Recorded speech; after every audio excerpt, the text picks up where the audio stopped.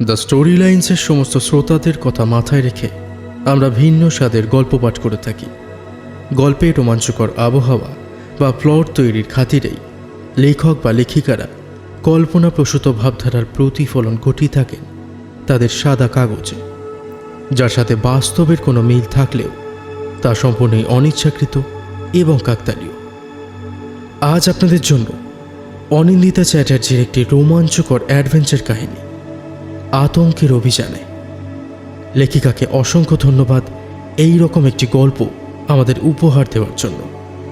গল্প পাঠে জয়, অন্যান্য চরিত্রে প্রিয়া, রাজনন্দিনী, সৌরভ, দীপম, চয়ন এবং ইমন। শব্দগ্রহণ, আবহ এবং স্পেশাল এফেক্টসে চয়ন। শুরু হচ্ছে আজকের গল্প, আতঙ্কের অভিযানে।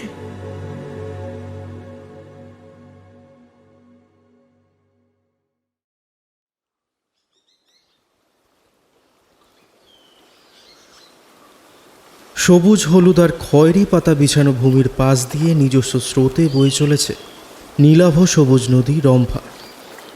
আর সেই নদীর চাদরেই নিজেকে আবরণের কাজে ব্যস্ত আমাদের সূর্যি মামা। এমনই একটি ছবি চোখে পড়েছিল মোবাইলের লক স্ক্রিনের ওয়ালপেপারে। তখনই একটি স্ক্রিনশট নিয়ে রেখেছিলাম। একসাথে প্রকৃতির এতগুলো রং এক ফ্রেমে দেখে প্রথম নজরেই প্রেমে পড়ে গেলাম জায়গাটা। গুগল বন্ধুর হাত ধরে ছবিটির অস্তিত্বের খোঁজ মিলল আলোক দ্বীপপুঞ্জের কোলে, নাম জাগুয়ার ফরেস্ট। পূর্বে রাখা নিজের সেলফির ওয়ালপেপার সরিয়ে এই সিনারি এখন আমার মোবাইলের হোম স্ক্রিনে ঘর বেঁধেছে। বলতে দ্বিধা নেই, বরাবরই অ্যাডভেঞ্চারের নেশার খপ্পরে পড়ে প্রধানত পাহাড়, পর্বত, নদী তথা স্বল্প জঙ্গলের অভিজ্ঞতায় পরিপূর্ণ আমার অতীতের ঝুলি। কিন্তু বাবা শ্রী অবিনাশ চ্যাটার্জির জীবনাবসান হওয়ার পর থেকেই পুরো সংসারের দায়িত্ব পালনে নিজেকে সম্পূর্ণ বিলিয়ে দেওয়ার দরুনই গত 5 বছর ধরে আর কোনো অ্যাডভেঞ্চারের হাত ধরা হয়নি আমার। নিজের অ্যাডভেঞ্চারে মগ্ন থাকার জীবনের কথাগুলো আর আগামী দিনে কোনো অ্যাডভেঞ্চার যাওয়ার ইচ্ছাগুলোকে মনের খাঁচায় বন্দি করে ফেলেছি আমি, যাতে ভবিষ্যতে সেগুলি আর উকি না মারতে পারে। কিন্তু এইবারের আলোক দ্বীপপুঞ্জের দ্বীপগুলোর মধ্যে ওই জাগুয়ার ফরেস্ট যেন আমাকে নিজের কাজ ছাড়া হতে দিচ্ছে না। সেই রঙিন পাতার বিছানা, নীলাভ সবুজ নদীর স্বচ্ছ জলের স্বাদ আর ওই সোনালি আকাশ যেন নিজের সাথে আমাকে আষ্টে পিষ্টে বেঁধে ফেলছে। চোখ বুঝলেই সেই ছবি ভেসে ওঠে বারবার।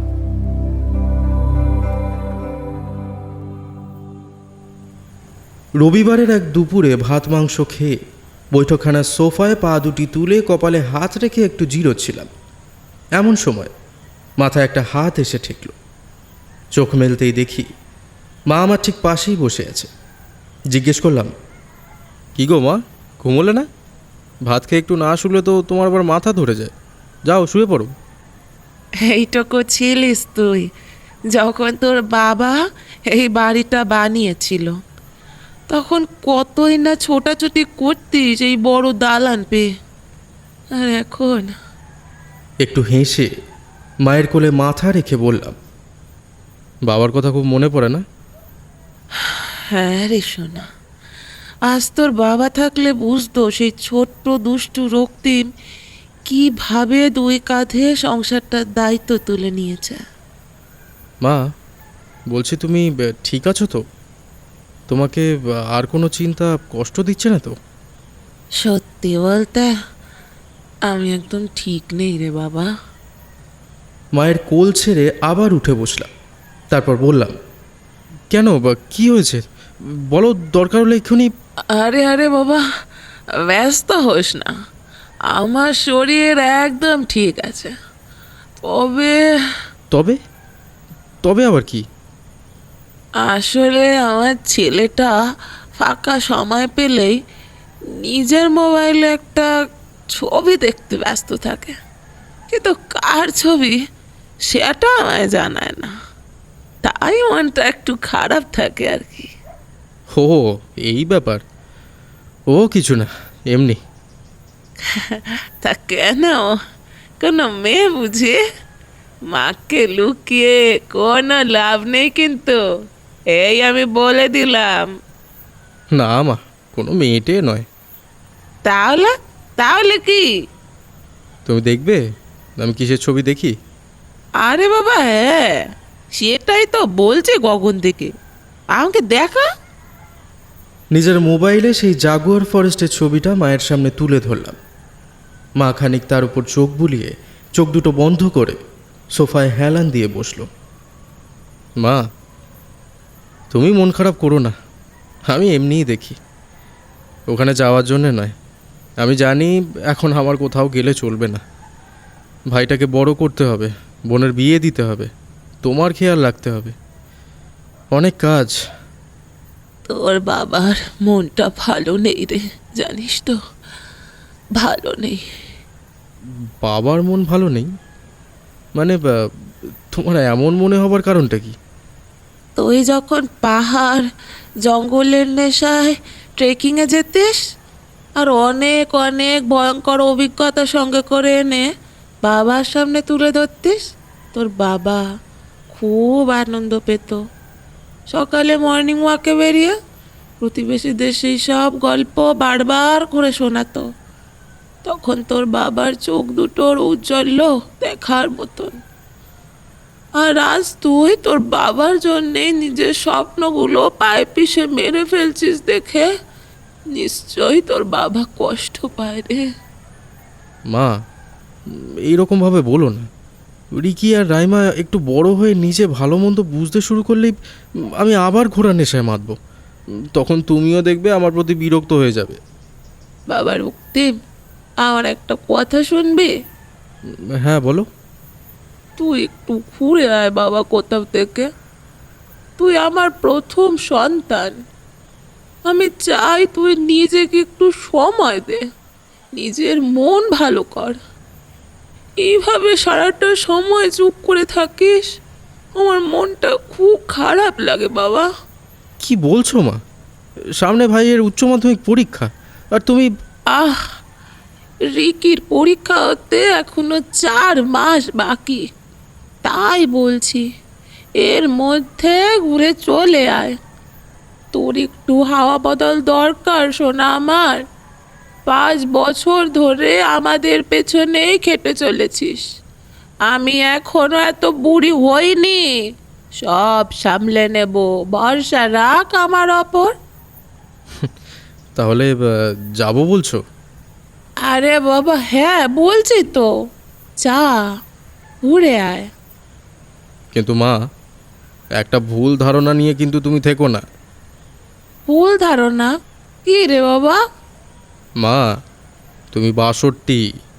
এই বয়সের লোকেদের কিন্তু সিনিয়র সিটিজেনই বলা চলে। মা উত্তেজিত হয়ে আমার পিঠে একটা চড় বসানোর চেষ্টা করলো, কিন্তু ততক্ষণে ছুট্টে নিজের ঘরে ঢুকে পড়লাম। আনন্দ যেন এখন আর ধরে রাখতে পারছি না। হঠাৎ কেউ যেন আমার পিঠে দুটো পাখনা লাগিয়ে দিয়েছে। শুধু এখন সেইগুলো মেলে ওড়ার পালা। দ্রুত মোবাইল ফোনের মাধ্যমে আমার ঘোড়ার সঙ্গীদের হোয়াটসঅ্যাপ গ্রুপে খবরটা লিখে পাঠালাম। তার মোটামুটি মিনিট 2 মধ্যেই চলে এলো একের পর এক রিপ্লাই। চ্যাটিং শেষ হওয়ার পর কফি হাউসে বিকেল 5টা নাগাদ আমাদের গোল বৈঠকের সময় স্থির করা হলো। ঘড়ির কাঁটা 5 ছুঁতেই প্রথমে আমি এবং তারপর এক এক করে হাজির হলো আকাশ, প্রদীপ এবং জিৎ। আকাশ পেশায় ইঞ্জিনিয়ার, প্রদীপের নিজের ব্যবসা আছে এবং জিৎ একটি প্রাইমারি স্কুলের শিক্ষক। বহুদিন বাদে এইরকম একটা কারণের উদ্দেশ্যে দেখা করে সকলেই বেশ খুশি। 4 কাপ কফি আর সাথে 4টে ফিশ ফ্রাই অর্ডার করে জমে বসলো আড্ডা। নিজের নিজের জীবনের চড়াই উতরাই ভুলে আড্ডার শিরোনামের বিষয় হয়ে দাঁড়ালো জাগুয়ার ফরেস্ট। প্রথমেই প্রশ্ন উঠল, কে কি এবং কতটা জানে এই ফরেস্টের বিষয়। প্রথমে জিৎ বলল, আলোক দ্বীপপুঞ্জের মধ্যে কঠিনতম জঙ্গলগুলির মধ্যে একটি। শুনেছি পূর্বে প্রচুর ব্ল্যাক জাগুয়ারের বাস ছিল, তাই নাম হয়েছে জাগুয়ার ফরেস্ট। প্রত্যুত্তরে আকাশ বলে উঠল, এখন একটাও জাগুয়ার যে সেখানকার নিবাসী নয়, লিখে দিতে পারবি তো? এখনও কিন্তু সেখানে জাগুয়ার আছে, তবে সংখ্যাটা অনেকটা কমে গেছে। আমাদের মানব প্রজাতির পাপের ফলই বলতে পারিস। এইবার প্রদীপ বলে উঠল, আচ্ছা রক্তিম, ওখানে কি কোনো ট্রেকিং প্লেস সত্যি রয়েছে? মানে তুই খোঁজ নিয়ে দেখেছিলিস তো? মিথ্যে বলবো না, খোঁজ নেওয়ার মতো কিছুই নেই। কোনো ভিজিটিং প্লেস হিসাবে ওই জায়গাটা ধরা হয় না, সম্পূর্ণ একাকী রাজত্ব তার। মানুষ বলতে একটা জাগুয়ার জাতি, মানে ওই আদিবাসীদের বাস সেখানে। দাঁড়া দাঁড়া, তুই ভেবে বলছিস তো এমন একটা জায়গায় কি যাওয়াটা ঠিক হবে? বিপদ এলে কার কাছে ছুটবো? আবার নেগেটিভ কথা। বিপদ আসবে কেন? আমরা সকলেই ট্রেন ট্রেকার্স রয়েছি ভাই। প্রকৃতির প্রতিকূলতা সামলানোর জন্য যথেষ্ট ক্ষমতা আমাদের আছে। রক্তিম, তুই বল কবে যাবি? না রে আকাশ, এই ট্রেকিংয়ে আমি চাই না কেউ কাউকে জোর করুক। আমার জায়গাটা খুব ভালো লেগেছে, তাই আমি যেতে চাই। আর তোরা নিজেরা সিদ্ধান্ত নে, কারোর উত্তর না হলে আমার কোনো অসুবিধা নেই। এমন একটা অচেনা জনমানব শূন্য জঙ্গল, শুধুই জঙ্গল, তার উপর অনেক হিংস্র পশুর বাস, আবার সাপখোপ তো থাকবেই।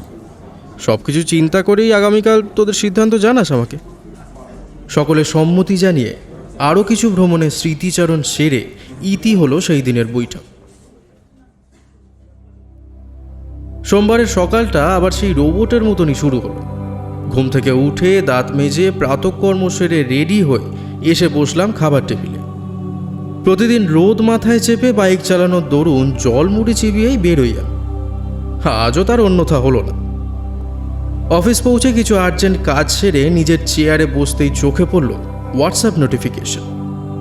এক মুহূর্ত দেরি না করেই খুলে ফেললাম সেটা। দেখলাম 3 জনেই রাজি।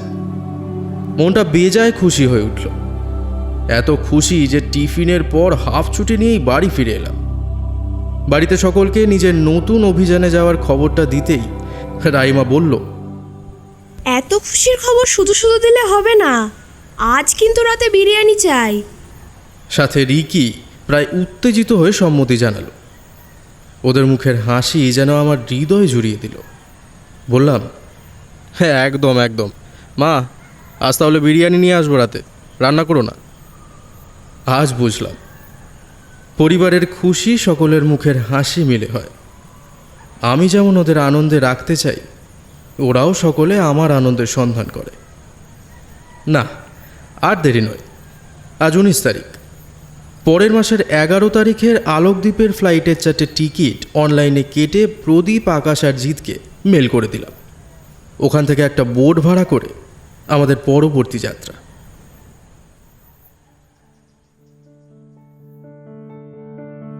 এই কদিনে ভোরবেলা উঠে খানিক শরীরচর্চা করে নিতে হবে, যাতে হালকা জং পড়া গিঁটগুলো একটু সচল হয়ে ওঠে। অনলাইনে কিছু জঙ্গলে ট্রেকিংয়ের বিষয়ে পড়াশোনাও করলাম। কিছু ট্রেকিংয়ের কেনাকাটাও সাথে সেরে ফেললাম। নতুন ট্রেকিং শু, 2টো হাফ প্যান্ট, একটা গোল সাফারি টুপি, কিছু শুকনো খাবার ইত্যাদি।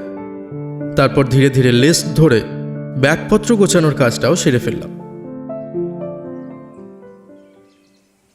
অবশেষে অপেক্ষার দিন গোনার ইতি ঘটে।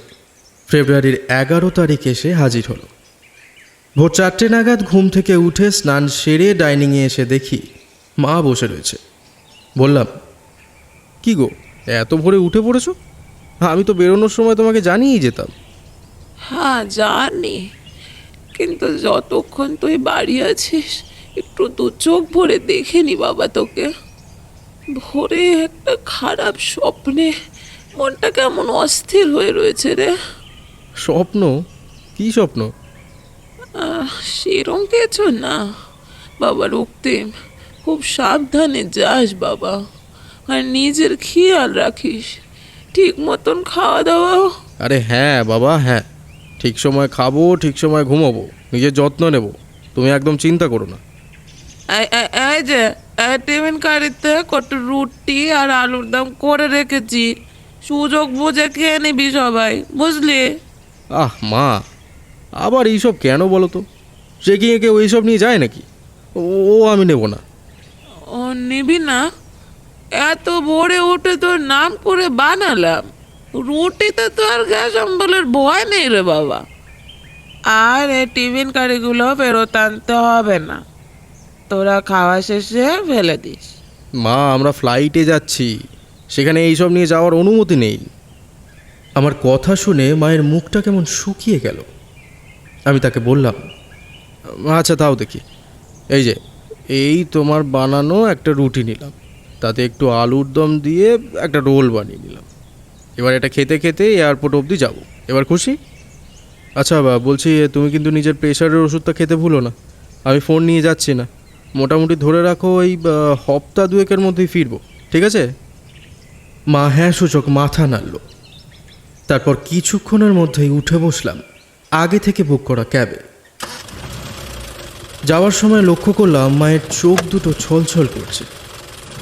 আমি জানি আমার এই আলাদা স্বাদের অভিযানে যাওয়া মা খুব একটা বেশি সমর্থন করে না। শুধুমাত্র আমাকে স্বাভাবিক করার জন্যেই আজ সে নিজে যাওয়ার প্রস্তাবটা দিতে বাধ্য হয়েছে।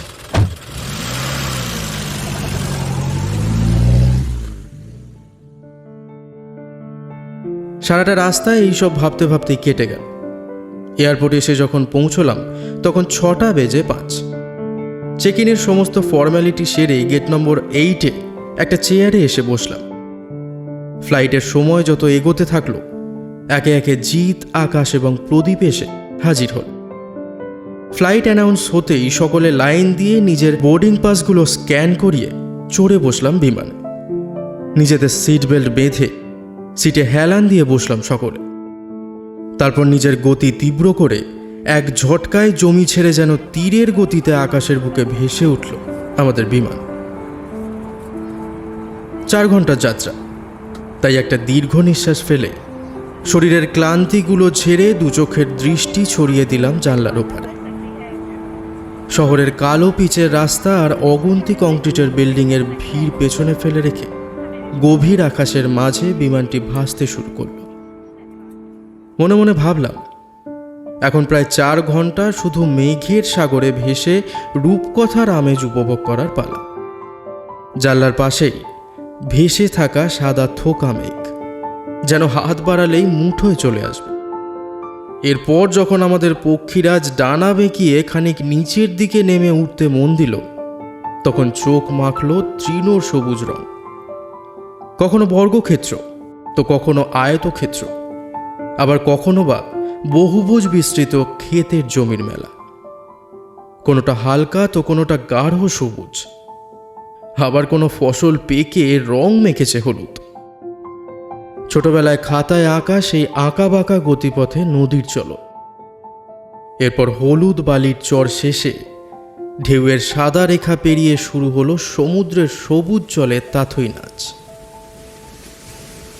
এইভাবেই এগোতে এগোতে আবার সেই সাদা রেখা পেরিয়ে অনেকগুলো নারকেল গাছের মাথার উপর দিয়ে গিয়ে এক ঝটকার সাথেই জমিতে পা রাখল আমাদের বিমান। আবার বাস্তবে ফিরে এলাম। নিজের সিট বেল্ট খুলে এয়ার হোস্টেসদের ধন্যবাদ জ্ঞাপন করে একটি এসি বাসে চেপে পৌঁছলাম এয়ারপোর্টের বেল্ট নাম্বার 6। এক এক করে লাগেজগুলি ছাড়া শুরুর পরই আকাশ নিজের ট্রেকিং ব্যাগটা পেয়ে গেল। তারপর মিনিট 7 অপেক্ষার পর আমি, জিৎ আর প্রদীপ নিজেদের ব্যাগগুলো হাতে পেয়ে গেলাম। এয়ারপোর্টটা খুব একটা বড় নয়, তাই বাইরে বেরোনোর গেট অবধি পৌঁছতে বেশি সময় লাগলো না। গেটের বাইরে লাইন দিয়ে কিছু গাড়ি দাঁড়িয়ে রয়েছে, সেখানে খানিক দর কষাকষির কাজ সেরে উঠে বসলাম একটি জিপ গাড়িতে। এই গাড়ি আমাদের পৌঁছে দেবে রতলা পারে। সেখানে একটা বোট ভাড়া করে বাকি যাত্রা শুরু। খানিক কালো পিচের রাস্তা পেরিয়ে এসে সমুদ্রের ঢেউয়ের আওয়াজ কানে পৌঁছতেই গাড়ির ড্রাইভারকে জিজ্ঞেস করলাম, ভাই বলছি ঢেউয়ের শব্দ কানে আসছে অথচ সমুদ্র চোখে পড়ছে না তো? এই যে বাম পাশের জঙ্গলটা দেখছেন না, ঠিক এর পেছনই, খানিক এগোলেই দেখতে পাবেন। আচ্ছা ড্রাইভার দাদা, বলছি কোনো খাবারের দোকান পেলে একটু দাঁড়িয়ে তো, খানিক পেট পুজো করে নেওয়া যাবে। গাড়ির ড্রাইভার কিছুক্ষণের মধ্যেই একটা মাঝারি মাপের খাবারের দোকানের সামনে গাড়িটা থামিয়ে দিল। তারপর বলল, এই যে বাবুরা, এইখানে পেট ভরে খেয়ে নিন, কিন্তু এরপর মোটামুটি 38 কিলোমিটার পর্যন্ত সেই রকম কোনো খাবারের দোকান নেই। পারলে কিছু শুকনো খাবার সাথে নেবে। রতলা পৌঁছলে হয়তো কিছু ফল পাউরুটি মিলতে পারে, তবে অন্ধকার হয়ে এলে তাও কিন্তু বন্ধ। আচ্ছা দাদা, বলছি এত তাড়াতাড়ি বন্ধ কেন? ছোট দ্বীপ, আশেপাশে এত জঙ্গল, কখনো কোনো হিংস্র পশু যদি হামলে পড়ে, তাই অন্ধকার হওয়ার আগে সকলে বাড়ি ছোটে। বলছি আমরা জাগুয়ার ফরেস্টের দিকে যেতে চাই। একটা বোট ভাড়া নিলে কেমন কি খরচা পড়তে পারে বলো তো? ড্রাইভার খানিক চমকে উঠল, তারপর বলল, কেন বাবু, ওটা তো কোনো ভিজিটিং প্লেস নয়। তার চেয়ে আমার গাড়িটাই বুক করে নেন না, আমি দ্বীপের বিভিন্ন স্থান গড়িয়ে দেখাবো, আবার ট্রেকিং পয়েন্টেও নিয়ে যাব। আকাশ আর প্রদীপ একে অপরের মুখ দেখা দেখি করে আমার দিকে তাকিয়ে বলল, কিরে, কি মনে করছিস? এমনটা করবি নাকি? এত বছর পর বাড়ি থেকে বেরিয়েছি শুধু জাগুয়ার ফরেস্ট দেখার জন্য, ওখানেই যাব। আচ্ছা দাদা, বলছি জাগুয়ার ফরেস্টে যেতে মানা করছেন কেন? কোনো বিশেষ কারণ? কারণ বলতে ওই দ্বীপের মধ্যে যেই নদীটি বইছে, শুনেছি যখন তখন মাতাল হয়ে ওঠে। বুঝতেই পারছেন, সমুদ্রে ঘেরা দ্বীপের মাঝে ওই একটাই নদী, তাই বুঝতে বেশি সময় নেয় না। আর জাগুয়ার ফরেস্টের নদীর বিপরীত পারে যে জঙ্গলটা আছে সেটা তো আরও ঘন। সেখানকার আদিবাসী জাতি ছাড়া ওই জঙ্গলের আর দ্বিতীয় কেউ পা রাখতে পারে না। আর এই সব কারণের সাথে সত্যি বলতে ওই একটু ব্ল্যাক জাগুয়ারেরও ভয় আছে বটে। তা কত শতাংশ সম্ভাবনা সেই ব্ল্যাক বিউটির দর্শন পাওয়ার? সে আমি বলতে পারবো না, তবে আমি আপনাদের ওই জঙ্গলে না যাওয়ারই পরামর্শ দেব। এবার আপনাদের ব্যাপার। আচ্ছা ঠিক আছে ভাই, আপনি আমাদের সতর্ক করছেন আর আমরাও সতর্কই থাকবো। আর ভাগ্যে থাকলে ফেরার পথে আবার দেখা হবে। এতক্ষণে আমাদের মাছ ভাতের থালা এসে উপস্থিত হলো। একদমই হালকা মশলা দিয়ে রাঁধুনি রাঁধলেও তাতে আলাদা একটা গ্রাম্য স্বাদ রয়েছে। যাই হোক,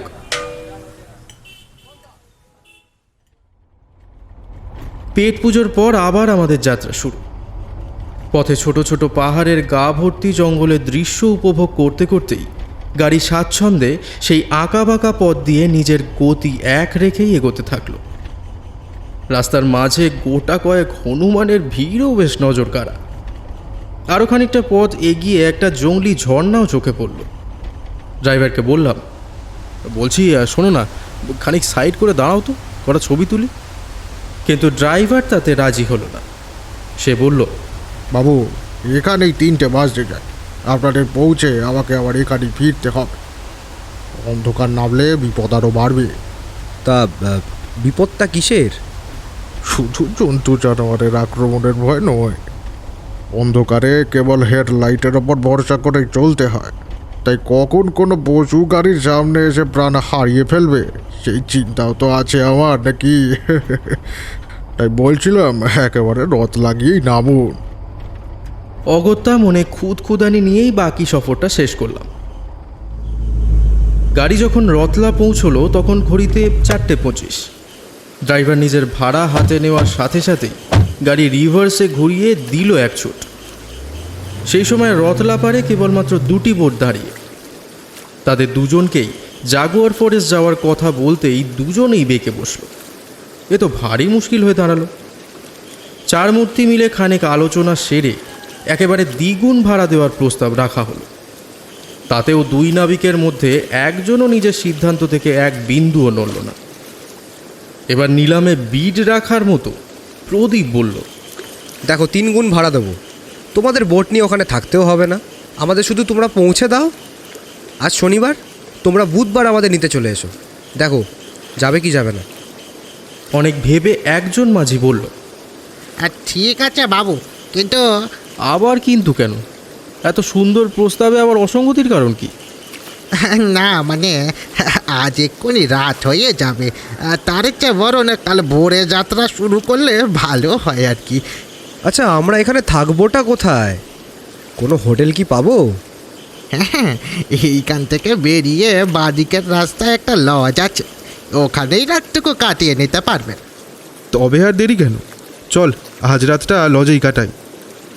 রক্তিম, এমনিতে জঙ্গলে পৌঁছে জায়গা বুঝে তাঁবু খাটাতেও আলোর প্রয়োজন, আর এখন এই জঙ্গলে পৌঁছে সুবিধার জায়গায় কিন্তু অসুবিধাই হবে। একটু ভেবে দেখ ভালো করে।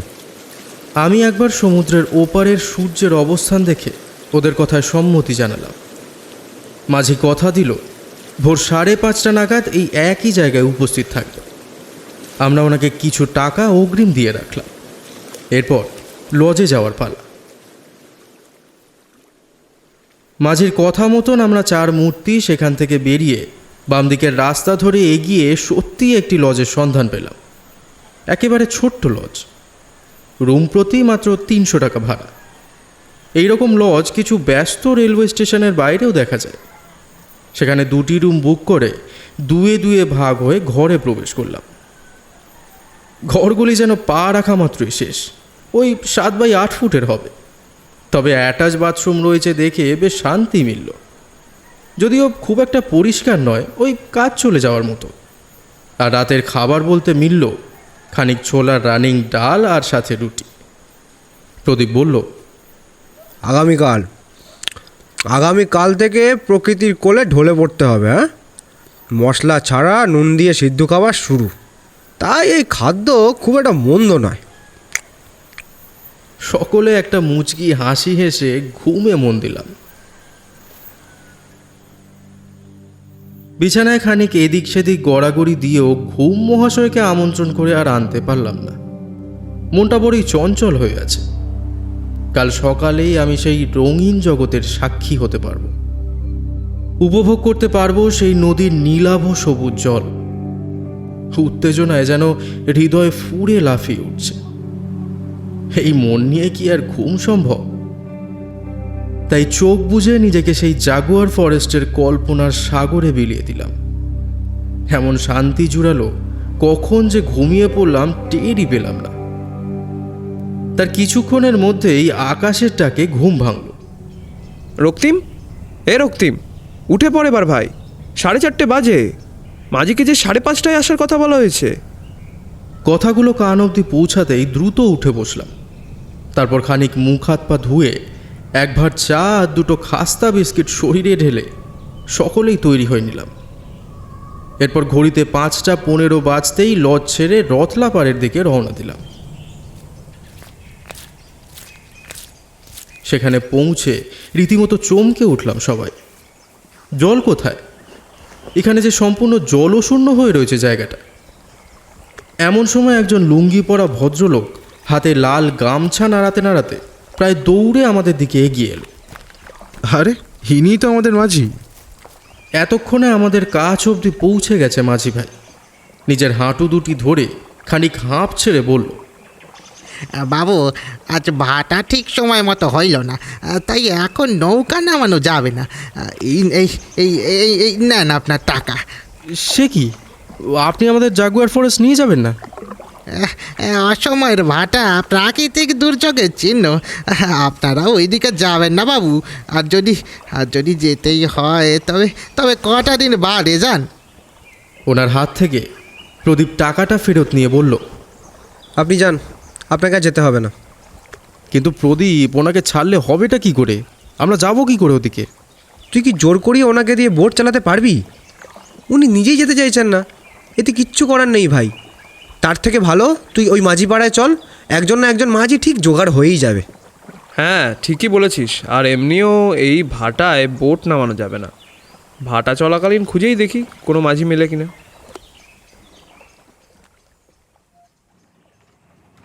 নীলাভ সবুজ জলের বুকে আঁচড় কেটে আমাদের বোট এগোতে শুরু করলো। কিনারাকে দূর দূরান্তরে ফেলে রেখে ঘণ্টাখানেকের মধ্যে আমাদের বোট সাগরের বুকে যেন একা সাঁতারে নামল।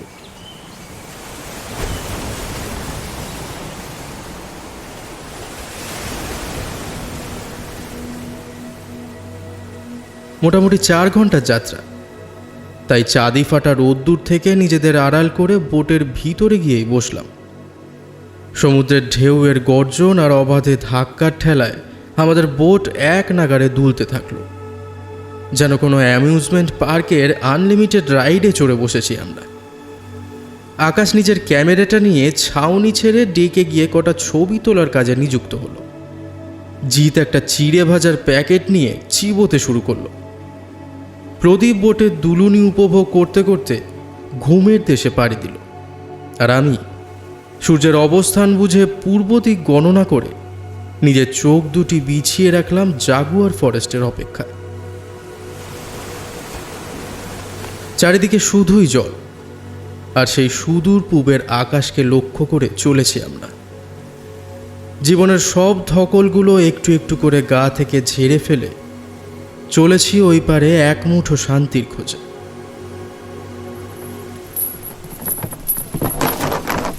কিছুক্ষণের জন্য চোখ দুটো লেগে গেছিল। এমন সময় জলে কিছু ভারী জিনিস ফেলার শব্দে চোখ খুললাম। আমাদের গন্তব্য যে এসে গেছে তা বুঝতে আর অসুবিধা হলো না। সাথে সাথে ছাউনি ছেড়ে বেরিয়ে দেখলাম মাঝি সাগরে নোঙর ফেলেছে। আর ফুট 10 জল মারিয়ে হেঁটে পেরোলেই পা ছবে জাগুয়ার ফরেস্টের মাটিতে। মাঝি ভাইকে তার পাওনা ভাড়া মিটিয়ে প্রদীপ বুধবার আসার কথাটা জানিয়ে রাখল। মাঝি সেই কথায় সম্মতি জানিয়ে বলল, ঠিক আছে, তবে একটা কথা সবসময় মনে রাখবেন বাবুরা, এই জঙ্গলে আপনারা বহিরাগত, তাই ওরা সর্বদা নিজের চোখগুলো আপনাদের ওপরই রাখবে। আপনারা কিন্তু তাদের দেখতে পাবেননি, শুধু সতর্ক থাকবেন। হ্যাঁ, আর রম্বা বড়ই সরু নদী, তাই লোভে পড়ে কিনারা বদল করতে যাবেননি। কথা শেষ হতে আমাদের জলে নামিয়ে দিয়ে মাঝি পুনরায় নিজের পথে ফিরে গেল। আমরা 4 বন্ধু একে অপরের মুখ দেখাদেখি করে খানিক প্যান্ট গুটিয়ে মালপত্র পিঠে বোঝাই করে জল কেটে বালিচর পেরিয়ে প্রবেশ করলাম জঙ্গলে। ঘড়িতে সময় তখন 12:10, তাই দ্রুত তাঁবু খাটানোর জায়গা খুঁজে আগুন জ্বালানোর জন্য কিছু শুকনো কাঠ জড়ো করে রাখতে হবে। একবার সবটা গুছিয়ে নিতে পারলেই প্রাকৃতিক সৌন্দর্য উপভোগে মন দেওয়া যাবে। নদী পর্যন্ত পৌঁছতে প্রায় মিনিট 50 সময় লাগলো। তারপর সেই নদী থেকে প্রায় 800 মিটার দূরত্বে এক টুকরো জমি চিহ্নিত করা হলো তাঁবু খাটানোর উদ্দেশ্যে, যাতে নদীর জল ফুঁসতে শুরু করলে আমরা নিজেদের সুরক্ষিত রাখার কিছুটা সুযোগ পাই। এছাড়াও জঙ্গলের পশুরা নদী পাড়েই আসে জলের খোঁজে, তাই যতটা সাবধানতা অবলম্বন করা যায় ততই ভালো। এরপর আকাশ আর প্রদীপ নিযুক্ত হলো তাঁবু খাটানোর কাজে। অপরদিকে জিৎ ব্যস্ত হলো কিছু শুকনো কাঠের ডাল কুড়োতে, আর আমি একটি ছিপ তৈরি করে তাতে খানিক মাটির তলার কেঁচো আটকিয়ে নদীর পাড়ে গেঁথে রেখে আসলাম। আর আশেপাশে কোথায় কী ধরনের গাছের উপকার ভোগ করা যাবে সেটাও খোঁজ নিয়ে এলাম। দেখতে দেখতে বেলা গড়িয়ে এলো। গোছানোর কাজ প্রায় শেষ হতেই আকাশ কিছু কাঠ সাজিয়ে আগুন জ্বালালো। এই আগুন মোটামুটি রাত পর্যন্ত টিকিয়ে রাখতে হবে, তার জন্য বেশ ভালোই শুকনো গাছের ডাল জড়ো করা আছে। প্রদীপ একটা অ্যালুমিনিয়ামের হ্যান্ডেলযুক্ত পাত্রে জল ভর্তি করে সেটা আগুনের ওপর ঝুলিয়ে দিল। তারপর জল ফুটতে সেটা 4টে কাপ নুডলসের ওপর ঢেলে খাবারের ব্যবস্থা করা হলো। আর বাকি জল ঠান্ডা হলে তা পানীয়র কাজ করবে। এই জল বড়ই সেন্সিটিভ জিনিস, সেটা বিশুদ্ধ না হলেই বিপদ। এইবার আমি খানিক খয়েরি সবুজ পাতার ওপর নিজের শরীরটা এলিয়ে দিলাম। সূর্যের প্রখর রোদ গাছগুলির পাতার ঘনত্ব চিরে ভূমি স্পর্শ করেছে, আর সেই জেরে পাতাগুলির খাঁজ দিয়ে সরু সরু আলোক রশ্মি যেন ঠিকরে বেরোচ্ছে। দেখে মনে হচ্ছে যেন কোনো ক্রিস্টালের জঙ্গলে আমরা পা রেখেছি। মিনিট 5 বাদে জঙ্গলের মনোরম পরিবেশে অদ্ভুত অনুভূতির সাথে কাপ নুডলস খেয়ে আমার ফেলা ছিপে মাছ ধরা দিল কিনা সেটা দেখতে গেলাম। জল থেকে ছিপ তুলে যদিও নিরাশ হতে হলো না, একখানা ছোট্ট মাছ তাতে ধরা দিয়েছে। এমন সময় সিঁদুরে মেঘের আকাশ যেন আমার দৃষ্টি কেড়ে নিল। মাছ সমেত ছিপটা প্রদীপের হাতে ধরিয়ে খানিক স্থির হয়ে দাঁড়িয়ে রইলাম। জল জল করছে কমলা সোনার বিশাল থালা। কিছু পাখি দিন শেষে তাদের বাসায় ফিরছে।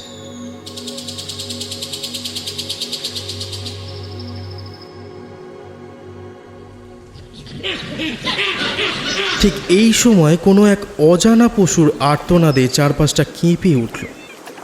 প্রদীপ আমার হাতটা চেপে ধরে বলল, রক্তিম ভাই, জায়গাটা কিন্তু একদমই সুবিধে ঠেকছে না, চল আমরা এক্ষুনি তাঁবুতে ফিরে যাই। প্রদীপের কথায় সম্মতি জানিয়ে সেই 800 মিটার পথ আবার চলতে শুরু করলাম। প্রদীপ কাছে এসে ফিসফিসিয়ে বলল, কিরে, কি মনে হচ্ছে? ওটা কোন জন্তু? কোনো হিংস্র পশু বোধহয় শিকার ধরতে সক্ষম হয়েছে। আর অসহায় প্রাণীটি নিজের জীবনের শেষ যন্ত্রণায় ভুগছে। চল। তাঁবু পৌঁছে দেখলাম আকাশ আর জিৎ দুজনে আগুন ঘিরে বসে রয়েছে। আমাদের দেখে জিৎ বলল, কিরে, এই জায়গায় যে হিংস্র পশুর অভাব নেই তা বুঝতে আর বাকি নেই কিন্তু। তাই বলি কি, আগুনটা সারা রাত জ্বালিয়ে রাখতে হবে আমাদের। হ্যাঁ, ঠিকই বলেছিস। আর আমরা 4 জন একসাথে ঘুমালে হবে না ভাই, 2 জন ঘুমালে 2 জনকে পাহারা দিতে হবে। তা তোদের সবার কি মত? এমন করাটাই বোধহয় ঠিক হবে। এতক্ষণে সূর্য মহাশয় নিদ্রাসনে গেছে আর চন্দ্রিমা নিজের শীতল তেজ নিয়ে উপস্থিত হয়েছে। সন্ধ্যাবেলা আগুনের সামনে সেই ছোট মাছ ঝলসানোর ব্যবস্থা করে 4 বন্ধু মিলে আড্ডা জমিয়ে বসলাম। আকাশের গানের গলা অসাধারণ বললেও কম হয়, তাই ওকে আমাদের সকলের প্রিয় কিশোর কুমারের গান ধরতে বলা হলো। ও হাসি মুখে শর্ত রাখলো, না না, আজ আমি একা গাইবো না, সকলকেই আমার সাথে গাইতে হবে। না না, আমার গানের গলা শুনলে জঙ্গলবাসীরা ঘাড় ধাক্কা দিয়ে বার করে দেবে। তার চেয়ে ভালো তোরাই গা, আমি শুনি আর মাছটা তৈরি করি। মুসাফির হো यारो, না ঘর হ্যায় না ঠিকানা, মুঝে চলতে জানা হ্যায়। বেশ খানিকটা সময় এইভাবেই কাটানো হলো। তারপর প্রদীপ বলে উঠল, এই যে তোরা গান গাইছিলিস বলে তখন আর কিছু বলিনি, একবার 4-5টা চোখ ঘুরিয়ে দেখ। প্রদীপের কথা কানে পৌঁছানোর সাথে সাথেই সকলে 4-5টায় চোখ রাখলাম। নিমেষের মধ্যে মুগ্ধতা গ্রাস করলো আমাদের। চাঁদের আলো সেই রকমভাবে গাছের পাতা ভেদ করে ঢুকতে না পারলেও এক ঝাঁক জোনাকির ভিড়ে চারপাশটা কেমন আলোকিত হয়ে রয়েছে, যেন এক টুকরো তারা খচিত আকাশ পৃথিবীর বুকে নেমে এসে আমাদের ঘিরে রয়েছে। সাথে ঝিঝি পোকার গান আর হালকা নদীর বয়ে চলা স্নিগ্ধ আওয়াজ। এ যে কোন রাতের মায়ার দর্শন মিলল তা বর্ণনা করার ভাষা জোগাড় করে ওঠা ভারী মুশকিল। রাত বাড়ল, পেটের বাকি খিদে সেই চিড়ে ভাজায় মেটালো। এরপর আমরা 4 বন্ধু আবারও 2-2 ভাগ হয়ে নিলাম। নির্ণেয় ফলাফল, আমি আর জিৎ ঘুমাবো 9টা থেকে 2টো, আর প্রদীপ আর আকাশ ঘুমাবে 2টোর পর। টেন্টের ভিতর বিছানো বাবল র্যাপের ওপর একটা চাদর বিছিয়ে শুয়ে পড়লাম দুজোটা। বাড়ির সকলের কথা ভাবতে ভাবতে শরীরের ক্লান্তির জেরে চোখে খানিক বাদেই জুড়ে বসলো ঘুম। তারপর হাত ঘড়িতে দেওয়া অ্যালার্মের টিকটিক শব্দের আগেই ঘুমটা ভেঙে গেল। জিৎ তখনও ঘুমোচ্ছে। ওকে বিরক্ত না করে টেন্টের বাইরে পা রাখা মাত্রই সারা শরীরে কাঁপুনি যেন আঁকড়ে ধরে বসল। কনকনে জলা হাওয়ার ঠান্ডার সংজ্ঞাটা এই স্থানে না এলে হয়তো বোঝা যেত না। চারপাশটা তখনও নানা জন্তু জানোয়ারের গর্জনে মত্ত। চোখ দুটো কচলিয়ে আবিষ্কার করলাম যে প্রদীপ আর আকাশ একখান চাদরে একে অপরকে জড়িয়ে ধরে আগুনের সামনেই ঘুম দিচ্ছে। দ্রুত তাদের ডেকে তুললাম, এই আকাশ, প্রদীপ, আরে ওঠ, কিরে? দুইজনেই প্রায় বাঘ বাঘ বলে চিৎকার করে লাফিয়ে উঠল। আরে দূর, আমি রক্তিম। ও তুই? আমি ভাবলাম রাতের অন্ধকারে জঙ্গলের মাঝে এইভাবে কেউ ঘুমায়? দেখ, আগুনও প্রায় নিভতে বসেছে। কি বোকার মতন কাজ করেছিলিস বলতো? যদি কিছু একটা ভালো মন্দ ঘটতো। আরে প্রদীপ আমাকে ঘুমাতে বললো, তাই আমিও ঘুমিয়ে পড়লাম। আর আমি জানবো কি করে যে ওই ব্যাটাই ঘুমিয়ে পড়বে? চোখের সামনে এত সুন্দর একটা শান্তির ঘুম দিলে আর কি নিজেকে জাগিয়ে রাখা যায় ভাই? উফ, থাম তোরা, যা ভেতরে যা, আমি এখানে পাহারা দিচ্ছি। আচ্ছা ঠিক আছে, আমি জিতকে ডেকে দিচ্ছি। না না, কাউকে ডাকতে হবে না, প্রয়োজন হলে আমি নিজেই ডেকে নেব। যা, তোরা একটু ঘুমিয়ে নে। ওদের থেকে চাদরটা কেড়ে নিয়ে ভালো করে গায়ে জড়িয়ে আগুনের সামনে বসলাম। আগুনে পোড়া কাঠগুলো খানে কুঁচকে দিতে গিয়ে হঠাৎই পিঠের শিরদাঁড়া দিয়ে যেন ঠান্ডা স্রোত নেমে এলো। আমার থেকে ফুট 20 দূরে ঝোপের আড়ালে 3 জোড়া চোখ জলজল করছে। হাত দ্রুত খাটিয়ে আরও শুকনো কাঠ ফেলে বাড়িয়ে ফেললাম আগুনের শিখা। তারপর ধীরে ধীরে সেই লাল চোখগুলো যেন মিলিয়ে গেল অন্ধকারের কালো ঘনত্বে। চারজনের কাছে ছোট মাল্টি কাটার ছাড়া অস্ত্র বলতে সেরকম কিছুই নেই, তাই হাতের কাছে একখান গাছের ডাল পেয়ে সেটির এক প্রান্ত মাল্টি কাটারে ছুরি বের করে ছুলতে লাগলাম। সময়ের সাথে সাথে সেই জোনাকিদের ঝিকিমিকি প্রায় নেই বললেই চলে। এখন কানে কেবল হায়নার হাসি আর কিছু অজানা পশুর হাঁক পৌঁছচ্ছে। সর্বক্ষণ শুধু মনে হচ্ছে কারা যেন চারিদিক দিয়ে আমাদের উপর নজর রাখছে। একটু 19-20 হলেই আর রক্ষে নেই।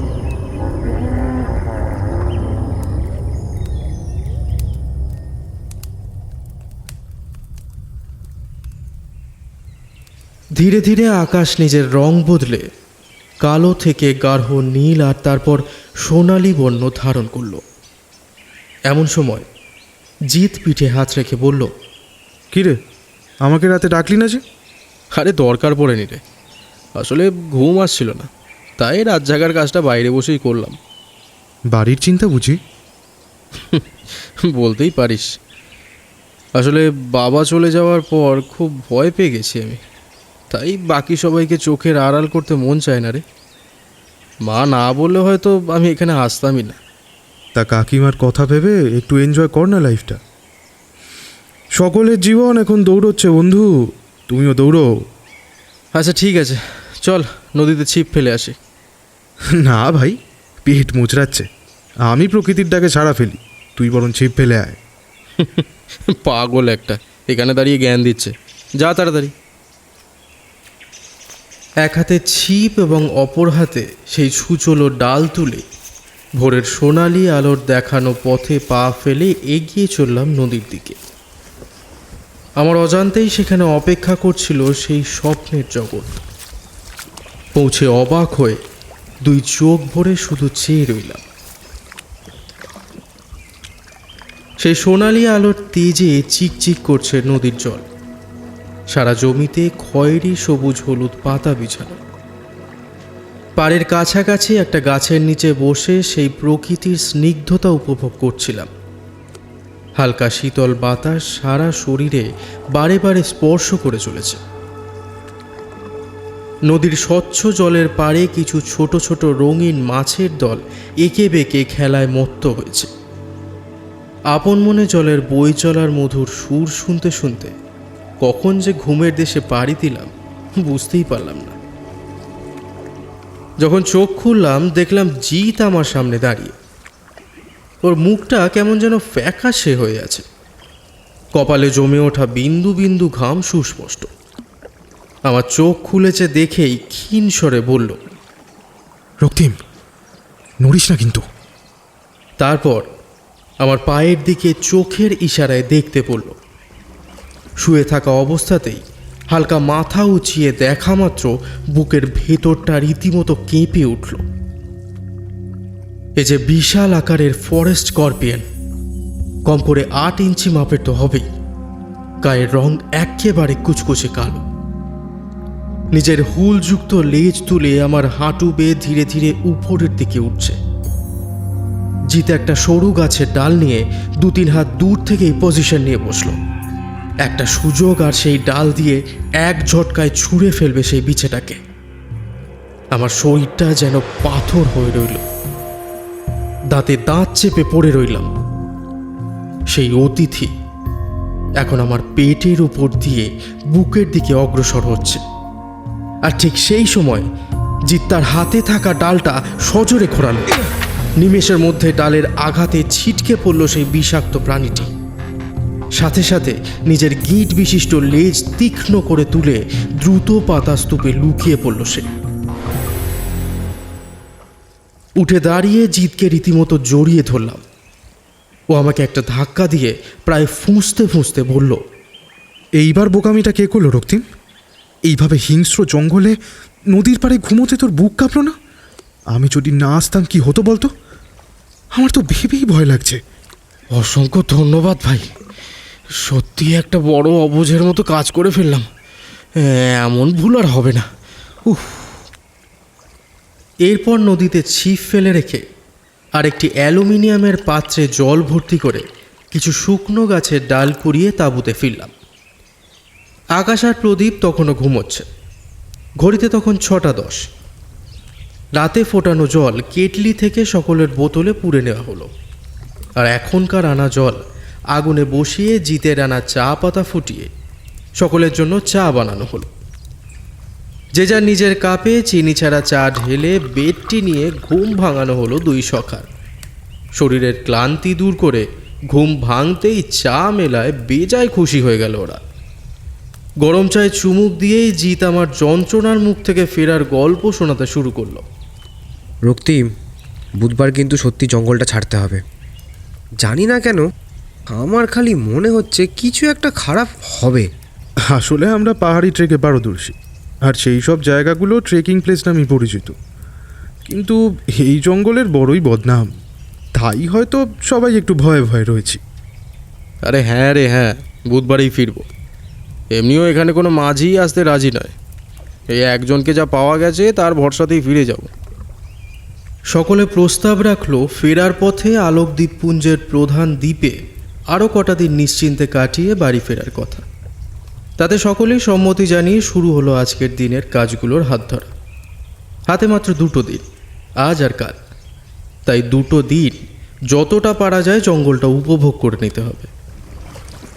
সকলে নিজের শর্টস পরে নদীর নীলাভ সবুজ জলে শরীর ভেজানো দিয়ে শুরু করলাম।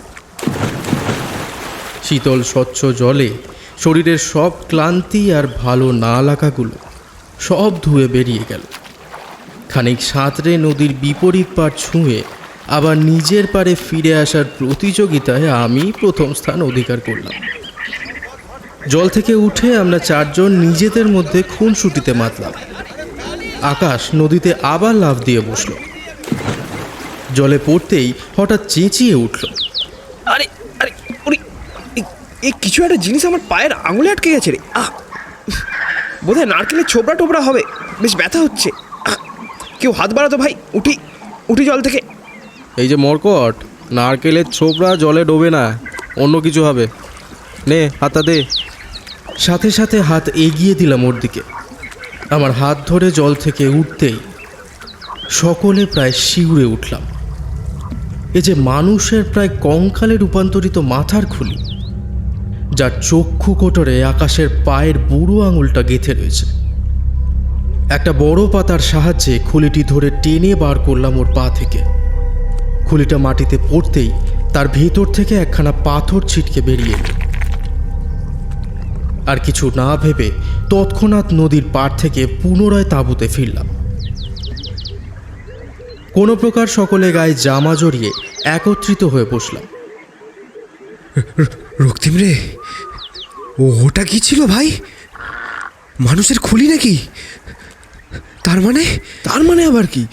স্পষ্টই বোঝা যাচ্ছে এখানে কোনো মানুষ খুন হয়েছে। আরে ধুর, খুন টুন কিছুই নয়, শিকার শিকার। এই জায়গাটা হিংস্র পশুতে ভর্তি। কোনো এক সময় হয়তো সেই ব্যক্তি এসেছিল এই জঙ্গলে, আর কোনো পশুর শিকারে হয়তো প্রাণ গেছে। না না, এখানে এক মুহূর্ত থাকা উচিত হবে না, কোনোভাবে বেরোতেই হবে এখান থেকে। বোকার মতো কথা বলিস না তো, মাথাটা ঠান্ডা রাখ। কিভাবে যাবে এই সমুদ্র পেরিয়ে? কাল বাদে পরশু বোট আসবে, তখনই ফিরে যাব। আরে হ্যাঁ ঠিক আছে, খুব দরকার না হলে পরে কেউ তাঁবু ছেড়ে বেরোবো না। সকলে আমার কথায় সম্মতি জানালো। কিছু সময় পর নদী পাড় থেকে ছিপ তুলে নিয়ে এলাম।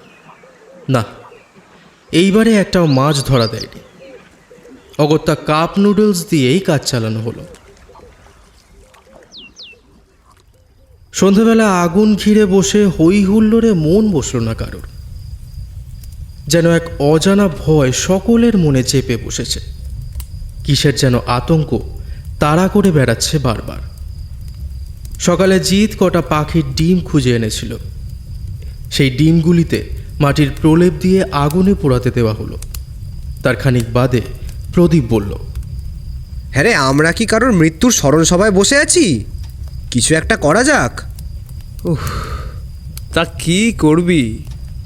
চল, আজকে ছোটবেলার সেই দাম সারাজ খেলবি? আরে না না, পাগল নাকি? এইসব খেলার বয়স অনেক আগেই পেরিয়ে এসেছি। অন্য কিছু যদি দামসারাজ খেলার আবার বয়স দেখছে। চুপ কর তো। আমি আর রক্তিম এক টিমে, আর তোরা অন্য টিমে। কিছুক্ষণ গল্প আড্ডার পর আমাদের সকলের মনটা আবার ভালো হয়ে গেল। হাসি মুখে পাখির ডিম এবং দুমুঠো চিড়ে খেয়ে আগের দিনের মতোই দুয়ে দুয়ে ভাগ হয়ে রাত জাগার কাজে নিযুক্ত হলাম। যদিও প্রথম ভাগের ঘুমটা আমার আর জিতেরই জুটল, তাই তাঁবুর ভিতর ঢুকে আপাদমস্তক চাদর টেনে আগের দিনের রাতের ঘুমটাও সাথে নিয়ে শুয়ে পড়লাম। কিছু সময় পর তাঁবুর চেন খোলার শব্দে ঘুমটা আধ ভাঙা হলো। দেখলাম প্রদীপ আর আকাশ কাঁপতে কাঁপতে তাঁবুতে আমাদের পাশে ঠেসাঠেসি করে শুলো। জিত আমাকে শুতে বলে তাঁবুর বাইরে গিয়ে বসল। আগুন উস্কে ঘণ্টাখানেক পাহারা দিয়েই আবার তাঁবুতে প্রবেশ করল। মোটা জামা কাপড় আনা উচিত ছিল, এই ঠান্ডা যে আর নেওয়া যাচ্ছে না রে। সকলেই ঘুমে আচ্ছন্ন হলো, কিন্তু আমার আর ঘুম এলো না। হাজার হোক, আমার ইচ্ছা পূরণের জন্যই সকলে এখানে এসেছে। উঠে বাইরে বেরিয়ে পাহারা দেওয়ার কথাও একবার ভাবলাম, কিন্তু এত ঠান্ডা যে শরীর বয়ে আর বাইরে নিয়ে যেতে মন চাইল না। তাই চুপটি করে চোখ বুজে শুয়ে রইলাম। ঘণ্টাখানেক বাদে একটা হালকা গোঙানির আওয়াজ যেন কান ঘেঁষে বেরিয়ে গেল। মুখ থেকে চাদরটা নামিয়ে ভালো করে কান পেতে শোনার চেষ্টা করলাম।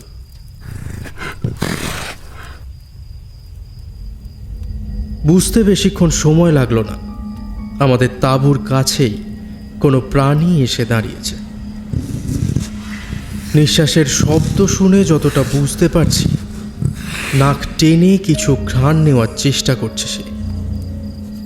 আমি তাঁবুতে এক ধার ঘেঁষে শুয়েছিলাম, তাই খানিক মাথা তুলে তাঁবুর কাপড়ে কান রেখে বাইরে ঠিক কোন প্রাণী এসেছে সেটাই বোঝার চেষ্টা করছিলাম। দুটি অর্ধ গোলাকার কান বিশিষ্ট এক ত্রিকোণ মাথা আমাদের তাঁবুর কাপড়ের বাইরে আরও কাছে এগিয়ে এলো। তৎক্ষণাৎ বুকের ভেতরটা যেন ছ্যাঁত করে উঠল আমার। এ যে কোঙানি নয়, গর্জন। তাঁবুর ভিতরে পড়া ছায়ার অবয়বে দৃষ্টি স্থির করে ফেললাম। এই ছায়া স্পষ্ট বলছে এই প্রাণী আর কেউ নয়, এই জঙ্গলের শ্রেষ্ঠ প্রাণী ব্ল্যাক জাগুয়ার। ভয় আমার হৃৎপিণ্ড যেন বুক থেকে লাফিয়ে গলায় এসে ছুটতে শুরু করলো। এইদিকে বাকি সবাই ঘুমোচ্ছে, ওদের এই বিপদের কথা জানাবই বা কী করে? একটা শব্দে যে বিপদ আরও বাড়তে পারে তাতে কোনো সন্দেহ নেই, তবু সতর্ক তো করতেই হবে। মনে খানিক বল জুগিয়ে পাশে আকাশের কানের কাছে ধীরে ধীরে এগিয়ে কিছু বলার চেষ্টা করলাম, আর তৎক্ষণাৎ ও একখান জোরে হাঁচি দিয়ে বসল। সাথে সাথে লক্ষ্য করলাম সেই ছায়া দ্রুত ছুটে কোথায় যেন পালিয়ে গেল। আমি রীতিমতো আকাশকে জড়িয়ে ধরলাম। ও তৎক্ষণাৎ চোখ খুলে বিরক্তের সাথে বলে উঠল, এ কি করছিস ভাই? ছাড়, এই ছাড়। ছি ভাই, তুই এসব কি করছিস রক্তিম? আরে এইভাবে অন্ধকারের সুযোগ নিয়ে, ইস, তোর আবার এরকম স্বভাব কবে থেকে হলো রে? অবশেষে কিছু না বলেই একটা হাসি দিয়ে পাশ ফিরে শুয়ে পড়লাম। ও খানিকক্ষণ ফ্যাল ফ্যাল করে চেয়ে থেকে কী সব ভাবার চেষ্টা করলো, তারপর আবারও শুয়ে পড়ল। সত্যিই জঙ্গলের হিংস্র প্রাণীদের দেখলে ভয় বুক কাঁপে, অথচ এরা কতই না সরল। তা না হলে একখান হাঁচির শব্দ শুনে একেবারে জাগুয়ারের মতন পশু পালিয়ে যায়। যদিও ওরা নিজেদের আত্মরক্ষার খাতিরেই মানুষের উপর আক্রমণ করে থাকে, হিংস্র হওয়ার কারণে নয়। পরের দিন সকলকে ঘটনাটা বিশ্লেষণ করলাম। সকলে হাসবে নাকি তাঁবুর দুয়ারে জাগুয়ার এসেছিল ভেবে ভয় পাবে বুঝেই উঠতে পারল না, কিন্তু আকাশকে সবাই ধন্যবাদ জানালো। ও বলল, দূর, আর লজ্জা দিস না তো, হিতে বিপরীত হতে পারতো। আমার হাঁচি শুনে ও আক্রমণও তো করতে পারতো নাকি? একদম ঠিক বলেছিস, আমি তো সেই রকমটাই প্রথমে ভেবেছিলাম, কিন্তু ভগবানের কৃপা, কিছু খারাপ ঘটেনি।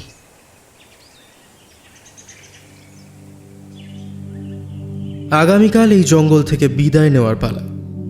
হয়তো দ্বিতীয়বার এই রঙিন বনের দৃশ্য চোখে দেখা হবে না, শোনা হবে না এইখানে রম্ভার চলন সঙ্গীত, হবে না দুরু দুরু বুকে এই জঙ্গলের পথ চলা। ক্যামেরার পোটলায় প্রচুর ছবি বেঁধে ফেলেছি, যা চিরকাল স্মরণের আলমারিতে গোছানো থাকবে। সত্যিই ভাবতে পারছি না গত মাসে যেই স্বপ্ন দেখেছিলাম আজ তা সশরীরে উপভোগ করে চলেছি। আমার ভিতরের সেই শুষ্ক ভাব এখন অনেকটাই সতেজ এবং পরিপূর্ণ। ঝাঁ চকচকে মেজাজ নিয়ে ফিরব বাড়ি, শুধু সকালের অপেক্ষা। আজ আর কেউ নদীতে স্নান করেনি, বরং 50 মিনিট পথ পেরিয়ে সমুদ্র উপভোগ করেছি। রোজকার মতন আজও ছিপ ফেলেছিলাম নদীতে, তবে এইবারে একদম নিরাশ হতে হয়নি। একটা বড় মাছ ধরা দিয়েছে তাতে, হয়তো নদীর তরফ থেকে আমাদের ওয়েলফেয়ার উপহার এটা। দুপুরে সেটা ভালো করে আগুনে ঝলসে পেট পুজো করা হলো। সন্ধেবেলা জোনাকির আলো গায়ে মেখে আগুনের চারপাশে 4 বন্ধু কাঁধে কাঁধ মিলিয়ে হই হুল্লোড় করা হলো। আজ রাতে আর কেউ পাহারায় বসলাম না। চাদর মুড়ি দিয়ে 4 জনে একে অপরকে জড়িয়ে ধরে যে যার ঘুমে মগ্ন হলাম।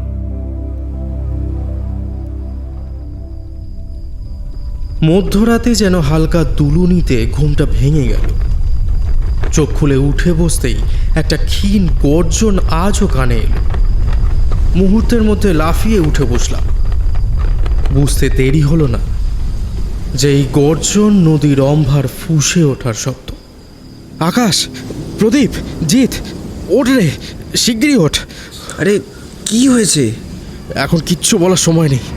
যত তাড়াতাড়ি পারিস টর্চ হেলমেটগুলো নিয়ে কোনো একটা উঁচু গাছের ওপর উঠে পড়, যা। এখন ওদের কানেও সেই নদীর গর্জন ভেসে আসছে। সকলে প্রাণপণে নদীর বিপরীত মুখে ছুটতে লাগলাম। নদীর স্রোত নিমেষে আমাদের গ্রাস করতে শুরু করলো। প্রদীপ, আকাশ, এইদিক ওদিক ধাক্কা খেয়ে পালা। যার হাতে লাগালে যা গাছ পাওয়া গেল সকলেই তাতে উঠে পড়ল। রম্ভা নিজের সমস্ত শক্তি সঞ্চয় করে রীতিমতো ঢেউ তুলে আমাদের গাছের তলা দিয়ে বয়ে গেল। এমন সময় আকাশের চিৎকার শুনতে পেলাম। বুঝতে পারলাম ও নদীর জলে পড়ে গেছে।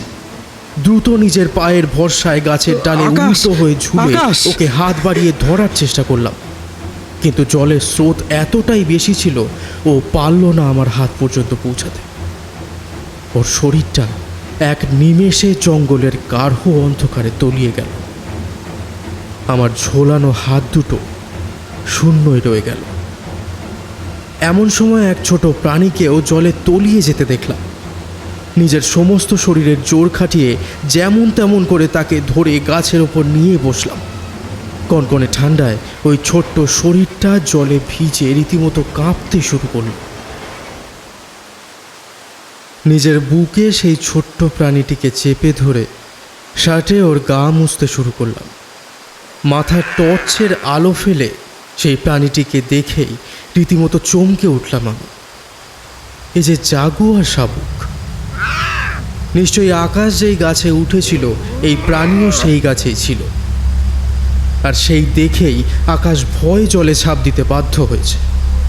রক্তিম, এতক্ষণে কানে রক্তিম! পৌঁছালো প্রদীপের আকাশ! গলার স্বর। রক্তিম! আমি যেন চিন্তার ভারে তলিয়ে তা শুনতেই পাইনি।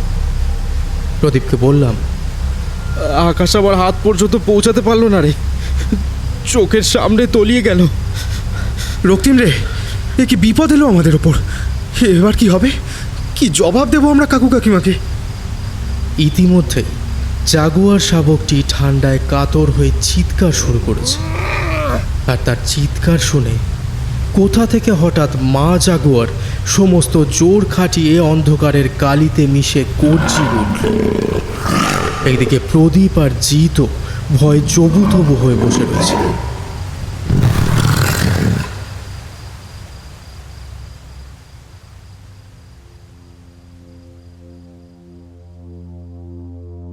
সারাটা রাত গাছের ডাল শক্ত করে ধরে বসে রইলাম ভোরের অপেক্ষায়। জাগুয়ার শাবক শরীরের উত্তাপ পেয়ে এখনও আমার কোলে নিশ্চিন্তে ঘুমিয়ে রয়েছে। জীবনে বোধহয় প্রথম সূর্য উঠতে এত সময় নিল। ধীরে ধীরে নদীর জল আবার উল্টো পথে যাত্রা শুরু করলো। আকাশের রং ধীরে ধীরে বদল হতে আশপাশটা স্পষ্ট হতে লাগলো। এমন সময় দেখতে পেলাম জিৎ আর প্রদীপ নিচে নেমে দাঁড়িয়েছে।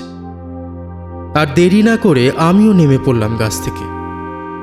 আমার হাতে শাবকটিকে দেখে ওরা প্রায় ভিড়মি খেয়ে বসল, কিন্তু একটা কথাও বলল না। কেমন যেন পাথর হয়ে দাঁড়িয়ে রইল। খেয়াল করলাম ওদের দৃষ্টি আমার পিছনের দিকে আটকে রয়েছে। তারপরই কানে সেই গর্জন মিশ্রিত নিঃশ্বাসের শব্দ এসে পৌঁছল।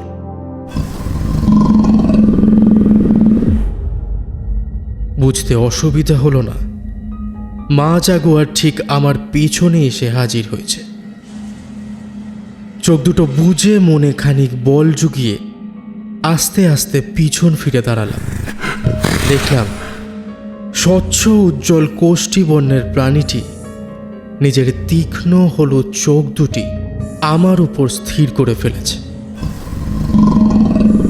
বিশাল চোয়াল বাহিত মুখ খুলে ধারালো দাঁত খিচিয়ে হালকা গর্জন করছে সে। তীক্ষ্ণ নখযুক্ত লোমশ কালো থাবাগুলো অতি ধীর গতিতে নিঃশব্দে মাটি স্পর্শ করে এগোতে শুরু করলো আমার দিকে। আমি ধীরে ধীরে কোলের শাবকটিকে মাটিতে রাখলাম। আর ঠিক তখনই সেই মাতৃরূপ নিজের ফেলা পা গুটিয়ে দাঁড়াল। শাবকটি মাটিতে নেমেই নিজের মায়ের গন্ধের দিকে কচি কচি থাবা ফেলে ছুটে এগিয়ে গেল। মা জাগুয়ার নিজের সন্তানকে কাছে পেতেই তার সেই তীক্ষ্ণ দৃষ্টি নিমেষের মধ্যে শান্ত করে ফেলল, যেন সে নিজের প্রাণ ফিরে পেয়েছে। আমার দিকে একবার স্নিগ্ধ দৃষ্টিতে তাকিয়ে জঙ্গলের দিকে ফিরে গেল সে। আমাদের সকলের নিথর দেহে যেন প্রাণ ফিরল। একে অপরের দিকে আমরা তাকিয়ে দীর্ঘ নিঃশ্বাস ফেললাম। আকাশের জাগুয়ারের ভয়ে গাছ থেকে জলে পড়ে যাওয়া থেকে আমার কোলে আসা জাগুয়ার শাবকের ঘটনা সম্পূর্ণ বিশ্লেষণ করলাম ওদের। গতকাল রাতের দুর্যোগের আক্রমণে আমরা সকলে গুরুতর আঘাতপ্রাপ্ত না হলেও অল্প স্বল্প চোটের চিহ্ন সকলের শরীরেই আছে। সকলে নিজেদের শারীরিক পরীক্ষা সম্পূর্ণ করে কাদামাখা রাস্তা দিয়ে আকাশকে খোঁজার উদ্দেশ্যে বেরিয়ে পড়লাম। আকাশ, আকাশ, আকাশের নাম ধরে ডাকতে থাকলাম আমরা। আকাশ কোথায় তুই? সারাটা জঙ্গল প্রায় চষে ফেলা হলো, ভাই, কিন্তু কোথায় রে? ওর কোনো হদিশ মিলল আকাশ! না। জিৎ বলল, রক্তিম, এই জঙ্গলে তো ওকে পাওয়া যাচ্ছে না রে। যদি খারাপ কিছু... ওইসব অলক্ষণে কথা একদম মুখে আনবি না এখন। বলছিলাম একবার নদীর ওপারে দেখতে যাবি? কিন্তু ওই পারে আকাশ পৌঁছাবে কি করে? নদীর জল তো ওকে উল্টো পথে নিয়ে গেল। জানি না, তবে মন বলছে ওইদিকেই খোঁজ করি আকাশের। মাঝি কি বলেছিল মনে আছে তো? ভুল করেও যেন ওই পারে না যাওয়া হয়। না রে জিৎ, ওই আদিবাসী জাতির সাহায্য তো চাইতেই পারি। ওরা এই নদী পাড়েরই বাসিন্দা, এরকম লক্ষ্য ঘটনার সাক্ষী ওরা। তাই এই পরিস্থিতিতে কিভাবে বা ঠিক কোথায় খোঁজা উচিত ওরাই মনে হয় ভালো বলতে পারবে। চল না। খানিক আলোচনার পর সকলেই নদী পার বদলের সিদ্ধান্ত নিলাম, কিন্তু ঠিক হলো মাঝি আসার পরই এগোবো আমরা। ততক্ষণ এই পারেই খোঁজ চালানো হলো। যদি আকাশকে পাওয়া যায় তাহলে আর পার বদলের দরকার পড়বে না। কিছু ঘন্টা এইভাবেই কেটে গেল, কিন্তু না এলো মাঝি আর না মিলল আকাশের খোঁজ। বেলা বাড়লে ওপারে আর কাজে কোনো যাবে না ভাই। অন্ধকার নাম তো এখানে বেশি সময় নেয় না। বেশি দেরি হলে বন্ধুটাকেও বাঁচানো যাবে না হয়তো। খানিক ভেবে আর সময় নষ্ট না করে নদী পার করলাম আমরা। তারপর প্রবেশ করলাম জাগুয়ার আদিবাসীদের এলাকায়। মিনিট 10 হাঁটার পর চোখে পড়ল এক অদ্ভুত ছবি আঁকা গাছের গুড়ির টুকরো। লিখিত বোর্ডও বলা যেতে পারে। তীরধনুকের চিত্রের মাধ্যমে কিছু চিহ্নিত করা রয়েছে। বর্ণনা হিসাবে বলা যায়, প্রথমে একটি তীর সোজাভাবে রয়েছে, যার বর্ণ অর্ধেকটা হলুদ এবং বাকি অর্ধেক সবুজ। ঠিক তার পাশে একে অপরকে স্পর্শ করে দুটি তীর সোজাসুজি আঁকা হয়েছে। এরপর একটি গম্বুজের ছবি, তার পাশে দুটি খণ্ডে ভাঙা তীর, অবশেষে একটি তীর যার তীক্ষ্ণ ফলার পেছনে সূর্য আঁকা রয়েছে। ভারী অদ্ভুত। এই তীরগুলির অর্থ আর যাই হোক, দিক প্রদর্শনকারী তো একেবারেই নয়। আরও খানিক গভীরে যেতে আদিবাসীদের ফেলা পশু ধরার ফাঁদে হঠাৎই প্রদীপ পড়ে গেল। প্রদীপ, প্রদীপ তুই এখানে কিভাবে? প্রদীপ! ওকে সেই ফাঁদ থেকে তোলার জন্য হাত বাড়াতেই আরও ভয়ঙ্কর বিপদ ঘাড়ে চেপে বসল। আশপাশটা ঘিরে ফেলল আদিবাসীরা। হাতে বর্ষা, তীরধনুক, পরনে অদ্ভুত ধাঁচের হাতে তৈরি কাপড়। আমাদের তিনজনকেই বন্দি করে ফেলল তারা। ধীরে ধীরে উঠে দাঁড়ালাম তিনজনে। তাদের সাথে বাংলা হিন্দিতে কথা বলার চেষ্টাও করলাম, কিন্তু তারা কোনো উত্তরই দিল না। হয়তো আমাদের ভাষা তাদের কাছে অর্থহীন। এরপর জাগুয়ার ছোয়ালের তৈরি মুকুট পরিধানকারী একজন তাগড়াই চেহারার ভদ্রলোক এসে হাজির হলেন। ওনার উপস্থিত হওয়ার সাথে সাথেই সকলে মাথা নিচু করে দাঁড়ালো। সেটা দেখেই বুঝতে পারলাম উনি আদিবাসী সর্দার। আমাদের কাছে এসে গম্ভীর স্বরে হিন্দিতে জিজ্ঞেস করলেন, জঙ্গল মে कैसे? একটা স্বস্তি মিলল এতক্ষণে। ইনি হিন্দি জানেন। এরপর সব কথোপকথন হিন্দিতেই ঘটল, যার বাংলা আক্ষরিক অর্থই বর্ণনা করছে। আসলে গতকাল রাতে আমরা এই নদীর বানের শিকার হই। আমাদের এক বন্ধু তখন তলিয়ে যায় নদীর জলে। আমরা তার খোঁজ করতে করতেই এখানে এসে পড়েছি। আপনারা কি কোনো খোঁজ দিতে পারবেন তার? এই এলাকায় বাইরের লোকের আসা নিষিদ্ধ, আপনারা তা জানেন না? আসলে মিথ্যে বলবো না, আমরা জানতাম। শুধু বন্ধুর টানেই এই জায়গায় আসা। এদের গায়ে নিয়ে এসো। জিৎ বার কয়েক অনুরোধ করলো আমাদের ছেড়ে দেওয়ার ছেড়ে জন্য, দিন, আমরা নির্দোষ। কিন্তু সেই কথার দয়া করে কোনো আমাদেরকে ছেড়ে দিন। মূল্য তাদের কাছে নেই। খানিক বাদেই আমাদের মাঝি চলে আসবে ওই পারে। আমাদের না দেখতে পেয়ে সে ফিরে যাবে নাকি অপেক্ষা করবে, নাকি আমাদের বিপদ আন্দাজ করে সাহায্য নিয়ে আসবে, এইসব কিছু ভাবতে ভাবতেই চললাম ওদের সাথে। প্রায় আধ ঘন্টা হাঁটার পর নিজের পা রাখলাম এক ছোট গায়ের মাটিতে। গাছের পাতা, ছাল, শিকড় বেঁধে তৈরি একগুচ্ছ কুঁড়ে ঘর। আর সেরকম বিশেষ কিছুই নেই সেখানে। আমাদের দেখেই সেই কুঁড়ে ঘরগুলি থেকে হাতে গোনা সংখ্যার কিছু মহিলা এবং পুরুষ বেরিয়ে এলেন। নিজেদের ভাষায় খানিক কথোপকথন হওয়ার পর আমাদের বাঁধা হাতগুলো খুলে দেওয়া হলো। তারপর প্রায় দোতলার সমান উচ্চতায় তৈরি ছাউনি দেওয়া এক ঝুপড়িতে নিয়ে যাওয়া হলো আমাদের। সেখানে প্রবেশ করতেই রীতিমতো চমকে উঠলাম। আকাশ মাদুরের শয্যায় রক্তাক্ত অবস্থায় শুয়ে রয়েছে। কি সব অজানা শিকড় পাতার প্রলেপে চিকিৎসা চলছে ওর। বলছি, ও এখন কেমন আছে? খুব একটা ভালো নেই, মাথায় গভীর চোট পেয়েছে, তবে প্রাণ সংশয় নেই, এমনই মনে করছেন আমাদের কবিরাজ। আপনারা ওকে কোথায় পেলেন?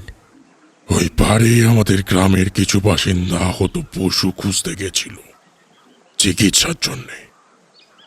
সেখানেই এনাকে জ্ঞান হারানো অবস্থায় পাওয়া যায়।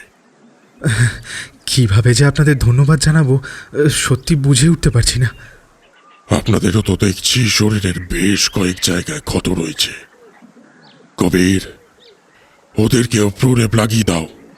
দয়া করে এত ব্যস্ত হবেন না, আমাদের এক্ষুনি এই স্থান ছাড়তেই হবে।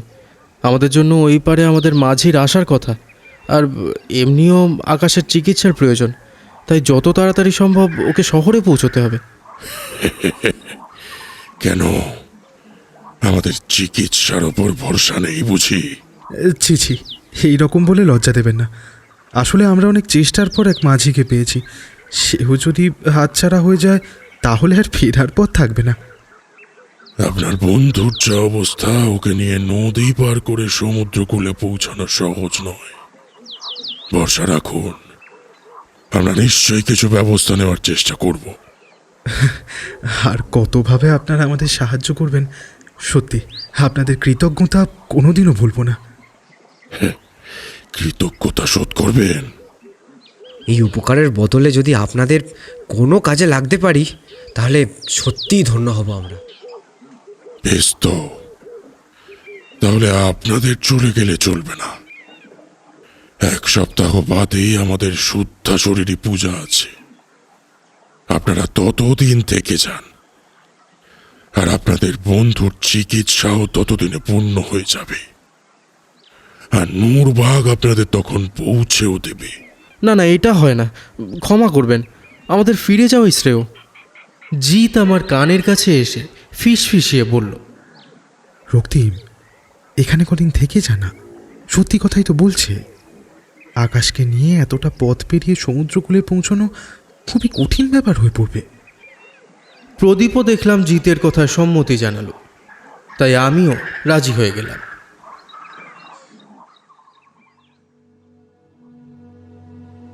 সর্দার আমাদের থাকার জন্য একটি কুঁড়ে ঘরের ব্যবস্থা করে দিলেন। আমাদের শরীরের ক্ষতগুলিতেও নিম হলুদের প্রলেপ লাগানো হলো। 4 দিনের মাথায় আমাদের ক্ষত সেরে উঠল। জঙ্গলের মধ্যে এত সুন্দর একটা আদিবাসী গ্রাম।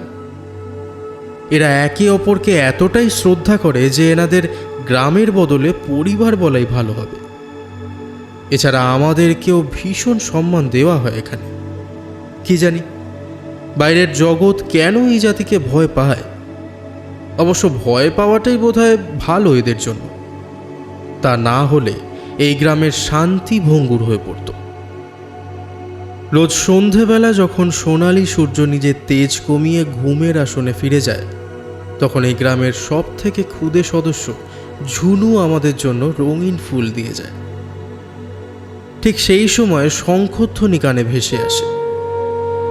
তারপর কেউ আর নিজেদের কুঁড়ে ঘর থেকে বেরোয় না। আমাদের জন্য 3 বেলার খাবার 3টে ভিন্ন ভিন্ন পরিবার থেকে আসে। স্বাদ মন্দ নয়, ওই চালিয়ে নেওয়ার মতন আর কি। আকাশ এখনো ভুগছে, তবে নিজে দাঁতে কেটে খেতে পারছে সে। সত্যি একেবারে অনুন্নত গ্রামের কবিরাজ যে এত প্রতিভাশালী হতে পারে ভাবাই যায় না। আকাশের মাথার অত গভীর ক্ষত শুধুমাত্র শিকড় পাতার মাধ্যমেই সারিয়ে তুলছে সে। অবশ্য আমাদের চিকিৎসা ব্যবস্থার সূত্রপাত এই আয়ুর্বেদ শাস্ত্র থেকেই হয়েছে, তা ভুলে গেলে চলবে না। গ্রামটা খুবই ছোট, তবে শুনলাম খানিক দূরে একটা মন্দির রয়েছে। জাগুয়ার দেবতা সেই মন্দিরের আসনে বিরাজমান। ঘুরে দেখতে চেয়েছিলাম, কিন্তু পুজোর দিন পর্যন্ত সেই মন্দির বন্ধ রাখাই থাকে। অনেক অনুরোধের পর অবশ্য গ্রামের এক ছেলে মন্দিরটা বাইরে থেকে একবার দেখাতে রাজি হয়। আকারে গম্বুজ, কিন্তু আয়তনে বিশাল। আর সব থেকে আকর্ষণীয় বিষয় মন্দিরের চারপাশের দেওয়ালগুলি। সেখানে সেই তীরের অদ্ভুত ছবিগুলি আঁকা রয়েছে। সেগুলির অর্থ জানতে চেয়েছিলাম। উত্তরে জানলাম সেগুলি নাকি আদিবাসীদের দেবতার বাণী। সকলের সম্মুখে উচ্চারণ করা বারণ, তবে অক্ষরে অক্ষরে তা পালন করতেই হয়। সন্ধ্যার শঙ্খধ্বনি সেইখান থেকেই আসে। এই কদিনেই জিৎ কিছু শিশুদের জড়ো করে রোজ তাদের পড়ানোর চেষ্টা করে। প্রদীপ আবার ওদের ফুটবল ক্রিকেট শেখানোর চেষ্টায় রয়েছে। তবে এর মধ্যে একদিন বল আনতে গিয়ে গ্রামের এক শিশু নদীতে পড়ে যায়, আর প্রদীপই তখন তার প্রাণ বাঁচায়। অদ্ভুত ব্যাপার এটাই যে গ্রামের কেউই ওর কাছে একটা ধন্যবাদ জ্ঞাপনও করেনি। যাই হোক, আমি এখানে নিজেকে গ্রামের কালচারে বিলিয়ে দিয়েছি। প্রত্যহ গ্রামের পুরুষদের সাথে মিশে যাই জঙ্গলের গভীরে মধু সংগ্রহের দৃশ্য থেকে শুরু করে গাছের ডালের বর্ষা দিয়ে শিকার করার কৌশল শিখতে। আবার কখনো বেড়ায় গ্রামের মহিলাদের হাতে বোনা জাল দিয়ে মাছ ধরতে। সত্যি এই ভ্রমণ আমার জীবনের বইয়ের সব থেকে আকর্ষণীয় পাতাগুলির মধ্যেই রয়ে যাবে। সর্দার বেশ জ্ঞানী ব্যক্তি। প্রত্যহ তার বাণী শোনার উদ্দেশ্যে রাতে খাওয়া শেষে আগুন ঘিরে বসে সকল গ্রামবাসী। সর্দার যা বলেন তা আমাদের বোঝার সুবিধার্থে হিন্দিতে বর্ণনাও করে দেন। সেই বাণীর মূল বিষয়বস্তু হল পূর্বপুরুষের সাহসিকতার ইতিহাস, কিভাবে তারা প্রকৃতির প্রতিকূলতাকে হারিয়ে জীবন যুদ্ধে জয়ী হয়েছে। তার বিশ্লেষণ ভারী আকর্ষণীয়। এইভাবেই চলতে চলতে শুদ্ধা শরীরী পূজার দিন এসে উপস্থিত হলো। সকাল সকাল গ্রামের মহিলারা আমাদের দুয়ারে একটি পাত্রে নিম হলুদ বাটা রেখে দিয়ে গেছিল। সেটি স্নান সেরে গায়ে মেখে তৈরি থাকতে বলা হচ্ছে আমাদের। পাত্র নিয়ে আমরা 4 মূর্তি নিজেদের শরীরে তা মেখে নিলাম। তারপর গ্রামবাসীদের দেওয়া গাছের ছালের তৈরি পোশাক পরে ঘর থেকে বেরিয়ে এলাম। দেখলাম সকল গ্রামবাসীরাই সেখানে জড়ো হয়েছে। সকলের হাতেই সেই অদ্ভুত তীরের ছবি রয়েছে। আমরা এগোলাম তাদের সাথে, ঢোল শঙ্খ বাজিয়ে মন্দিরে প্রবেশ করলাম। শুরু হলো অদ্ভুত সুন্দর সুরের এক গান। সেই গানের তালে নাচতে শুরু করলো গ্রামবাসীরা। আকাশ প্রদীপ আর জিত তাদের সাথে পায়ে পা মিলিয়ে নৃত্যে যোগ দিল। আমি একা দাঁড়িয়ে মন্দিরের চারপাশে চোখ বোলাতে বোলাতে তার সৌন্দর্য উপভোগ করতে শুরু করলাম। এমন সময় নজর কাড়ল এক ব্যক্তির রূপ। একটি সিংহাসনে মাথা নিচু করে বসে রয়েছেন তিনি। ক্যামেরাটা হাতে তুলে ওনার দিকে এগিয়ে গেলাম। কাছে পৌঁছে ডাকতেই নিজের মাথা তুলে আমার দিকে দৃষ্টি ফেললেন তিনি। ওনার মুখটা দেখে রীতিমতো চমকে উঠলাম। ইনি যে একজন বিদেশি ব্যক্তি। আপনি এই মন্দিরে কিভাবে? পালিয়ে যাও। মানে পালাবো কেন? এখনো বুঝতে পারোনি? বুঝবো মানে কি বলছেন কিছুই বুঝতে পারছি না তো। এরা মেরে ফেলবে তোমাদের। চারপাশটা একবার চোখ বুলিয়ে দেখো। দেওয়ালের ছবিগুলো দেখে বুঝতে পারছো না তোমরা? ওনার কথা কানে পৌঁছাতে ফের চোখ পড়ল সেই তীরের ছবিগুলির দিকে। উনি পাশ থেকে বললেন, এই তীরগুলো হাত পাধারী মানব দেহ। এই গ্রামের ধর্মের বাণী অনুযায়ী ভরা কঠালের দিন থেকে 2 পূর্ণিমার ঠিক মধ্যবর্তী দিনে মানসিক এবং শারীরিকভাবে সুস্থ ব্যক্তির দেহ দেবতাকে সমর্পণ করে তার মাংস খেলে গ্রামবাসীদের দেহ শুদ্ধি হবে এবং তাদের পরলোক প্রাপ্তি হবে। কথাগুলো কানে পৌঁছাতে সারা শরীর যেন কেমন একটা ভয়ে অসাড় হয়ে গেল। তীরগুলি দেখতেই এবার যেন তার অর্থ স্পষ্ট হয়ে দাঁড়ালো। সবুজ হলুদ তীরের অর্থ নিম হলুদের প্রলেপ। জোড়া তীরের অর্থ হলো বন্ধুত্ব।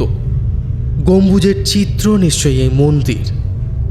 দ্বিখণ্ডিত তীর মানে শরীরের 2টি খণ্ড।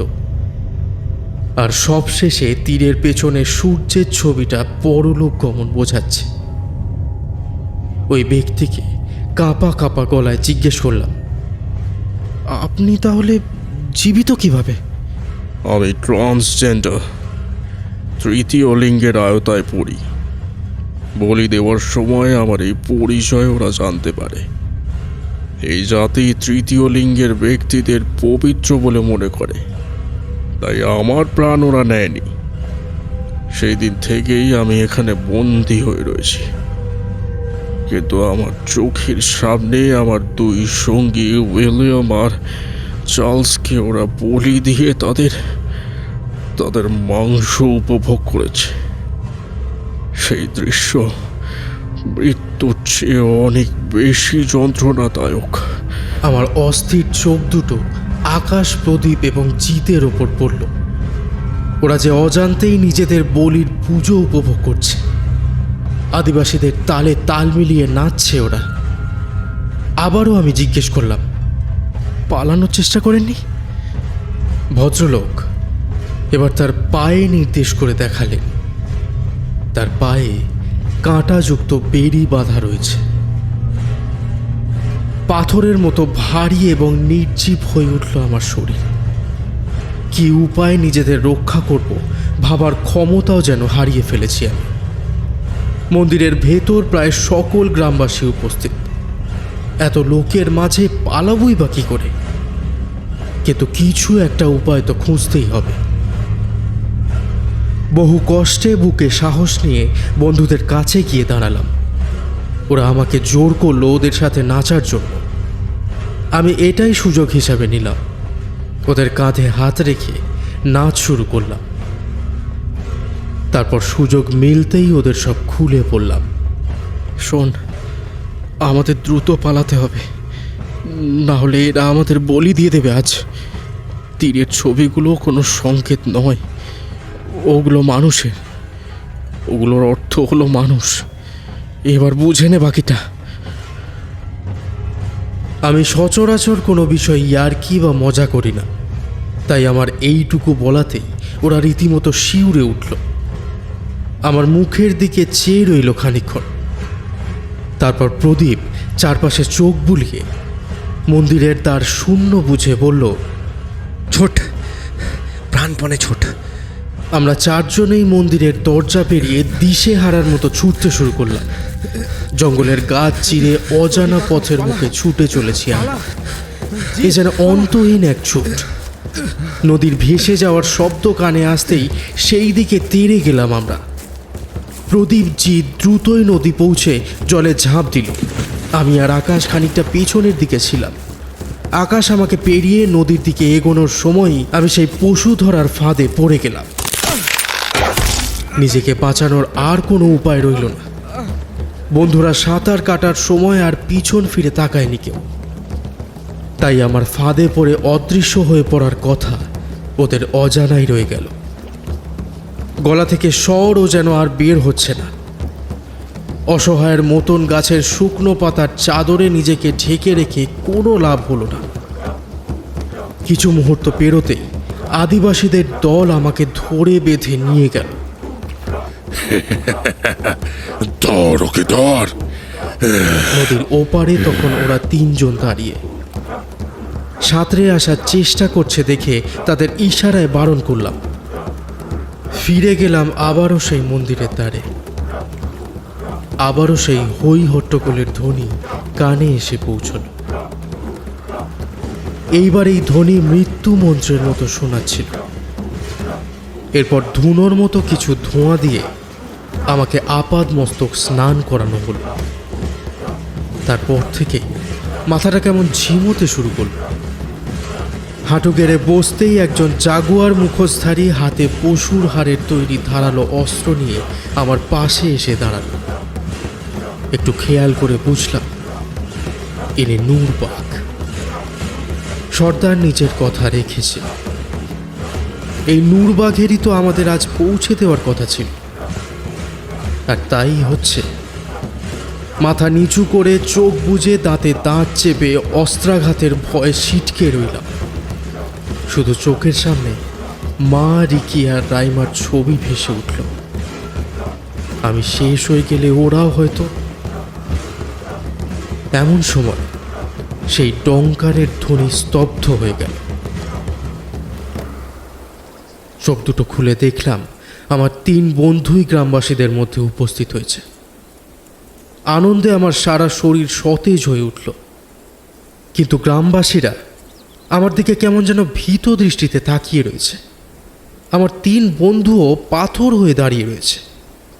আমাকে সাহায্যের উদ্দেশ্যে এগিয়েও আসছে না তারা। নিজের চারপাশটা চোখ বোলাতে গিয়ে রীতিমতো শিউরে উঠলাম। এ যে সেই উজ্জ্বল কোষ্ঠীবর্ণের প্রাণীটি। নিজের তীক্ষ্ণ দাঁতের চূড়াগুলো গেঁথে ফেলেছে ঠিক নূরবাঘের গলার টুটির কাছে। যন্ত্রণায় কাতরাচ্ছে নূরবাঘ। ভয়ে কোনো প্রকার অসাড় হয়ে যাওয়া শরীরটাকে টেনে খসে কিছুটা পিছিয়ে এলাম।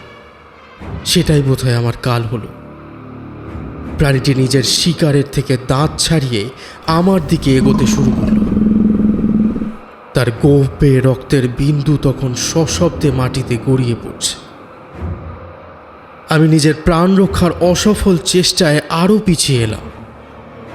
তারপর যা ঘটল তা জীবনে বিশ্বাস করা ভারী কঠিন। সেই জাগুয়ার নিজের মাথা তুলে আমার পেছনের সকল গ্রামবাসীদের ঘাড় ঘুরিয়ে দেখল, সাথে দুবার গর্জনও করে উঠল। সেই তীব্র আওয়াজ মন্দিরের চার দেওয়াল কাঁপিয়ে দেওয়ার জন্য যথেষ্ট। আমাকে খানিক প্রদক্ষিণ করার পর প্রাণীটি আমার হাঁটুতে মাথা ঠেকিয়ে একটু গোঙানি স্বরে কিছু বলে বিদায় নিল জঙ্গলের দিকে।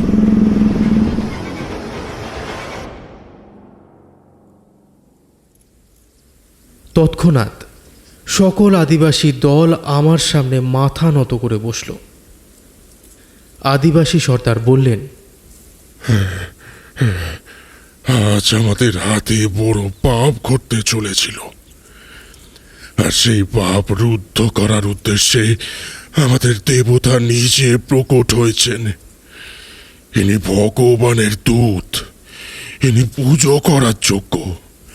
আপনি আপনি আদেশ করুন, আমরা আপনার জন্যে কি করতে পারি প্রভু?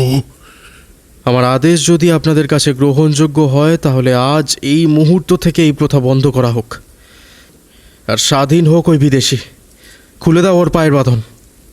সকল গ্রামবাসী অবাক হয়ে চেয়ে রইল আমার দিকে। আমার বন্ধুরা আমাকে এসে রীতিমতো জড়িয়ে ধরল। প্রদীপ বলল, আমরা তো ভেবেই নিয়েছিলাম যে আজ এই যাত্রায় সব শেষ হয়ে যাবে, কিন্তু আজ আবার প্রমাণ হলো পশুরা মানুষের মতন অকৃতজ্ঞ হয় না। একদিন এই আদিবাসী দলের শিশুকে রক্ষা করেছিলাম আমি, তার কোনো মূল্য নেই, কিন্তু তুই একজন পশু শাবককে রক্ষা করেছিলিস, আর আজ আজ দেখ সে তোর প্রাণ বাঁচিয়ে ঋণ শোধ করে দিয়ে গেল। যুগের পরিবর্তনের সাথে সাথে উন্নত মানুষ আর পশুর মধ্যে এটাই মূল পার্থক্য।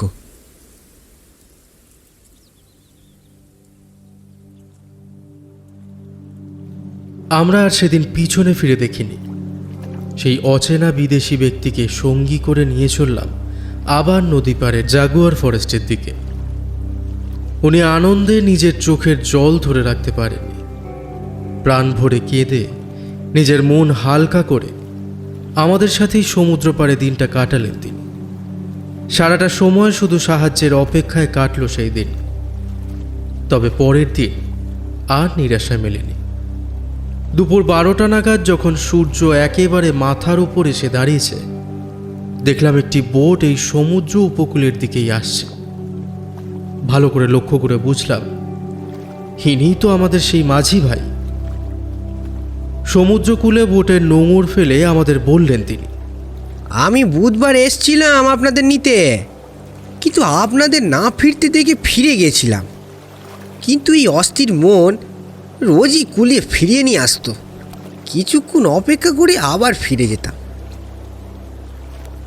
এরপর তার বোটের মাধ্যমে মূল দ্বীপে ফিরে 2 দিন নিজেদের বিশ্রাম দিলাম।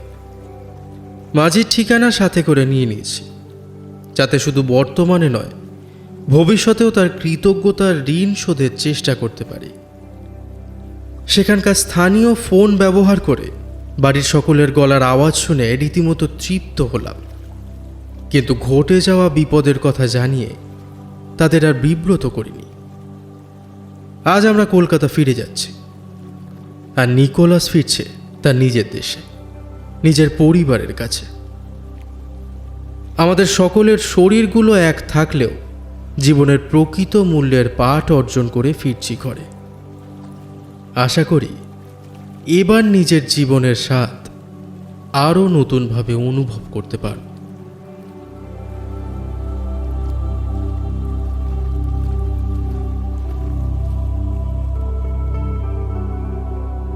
শুনছিলেন আজকের গল্প আতঙ্কের অভিযানে।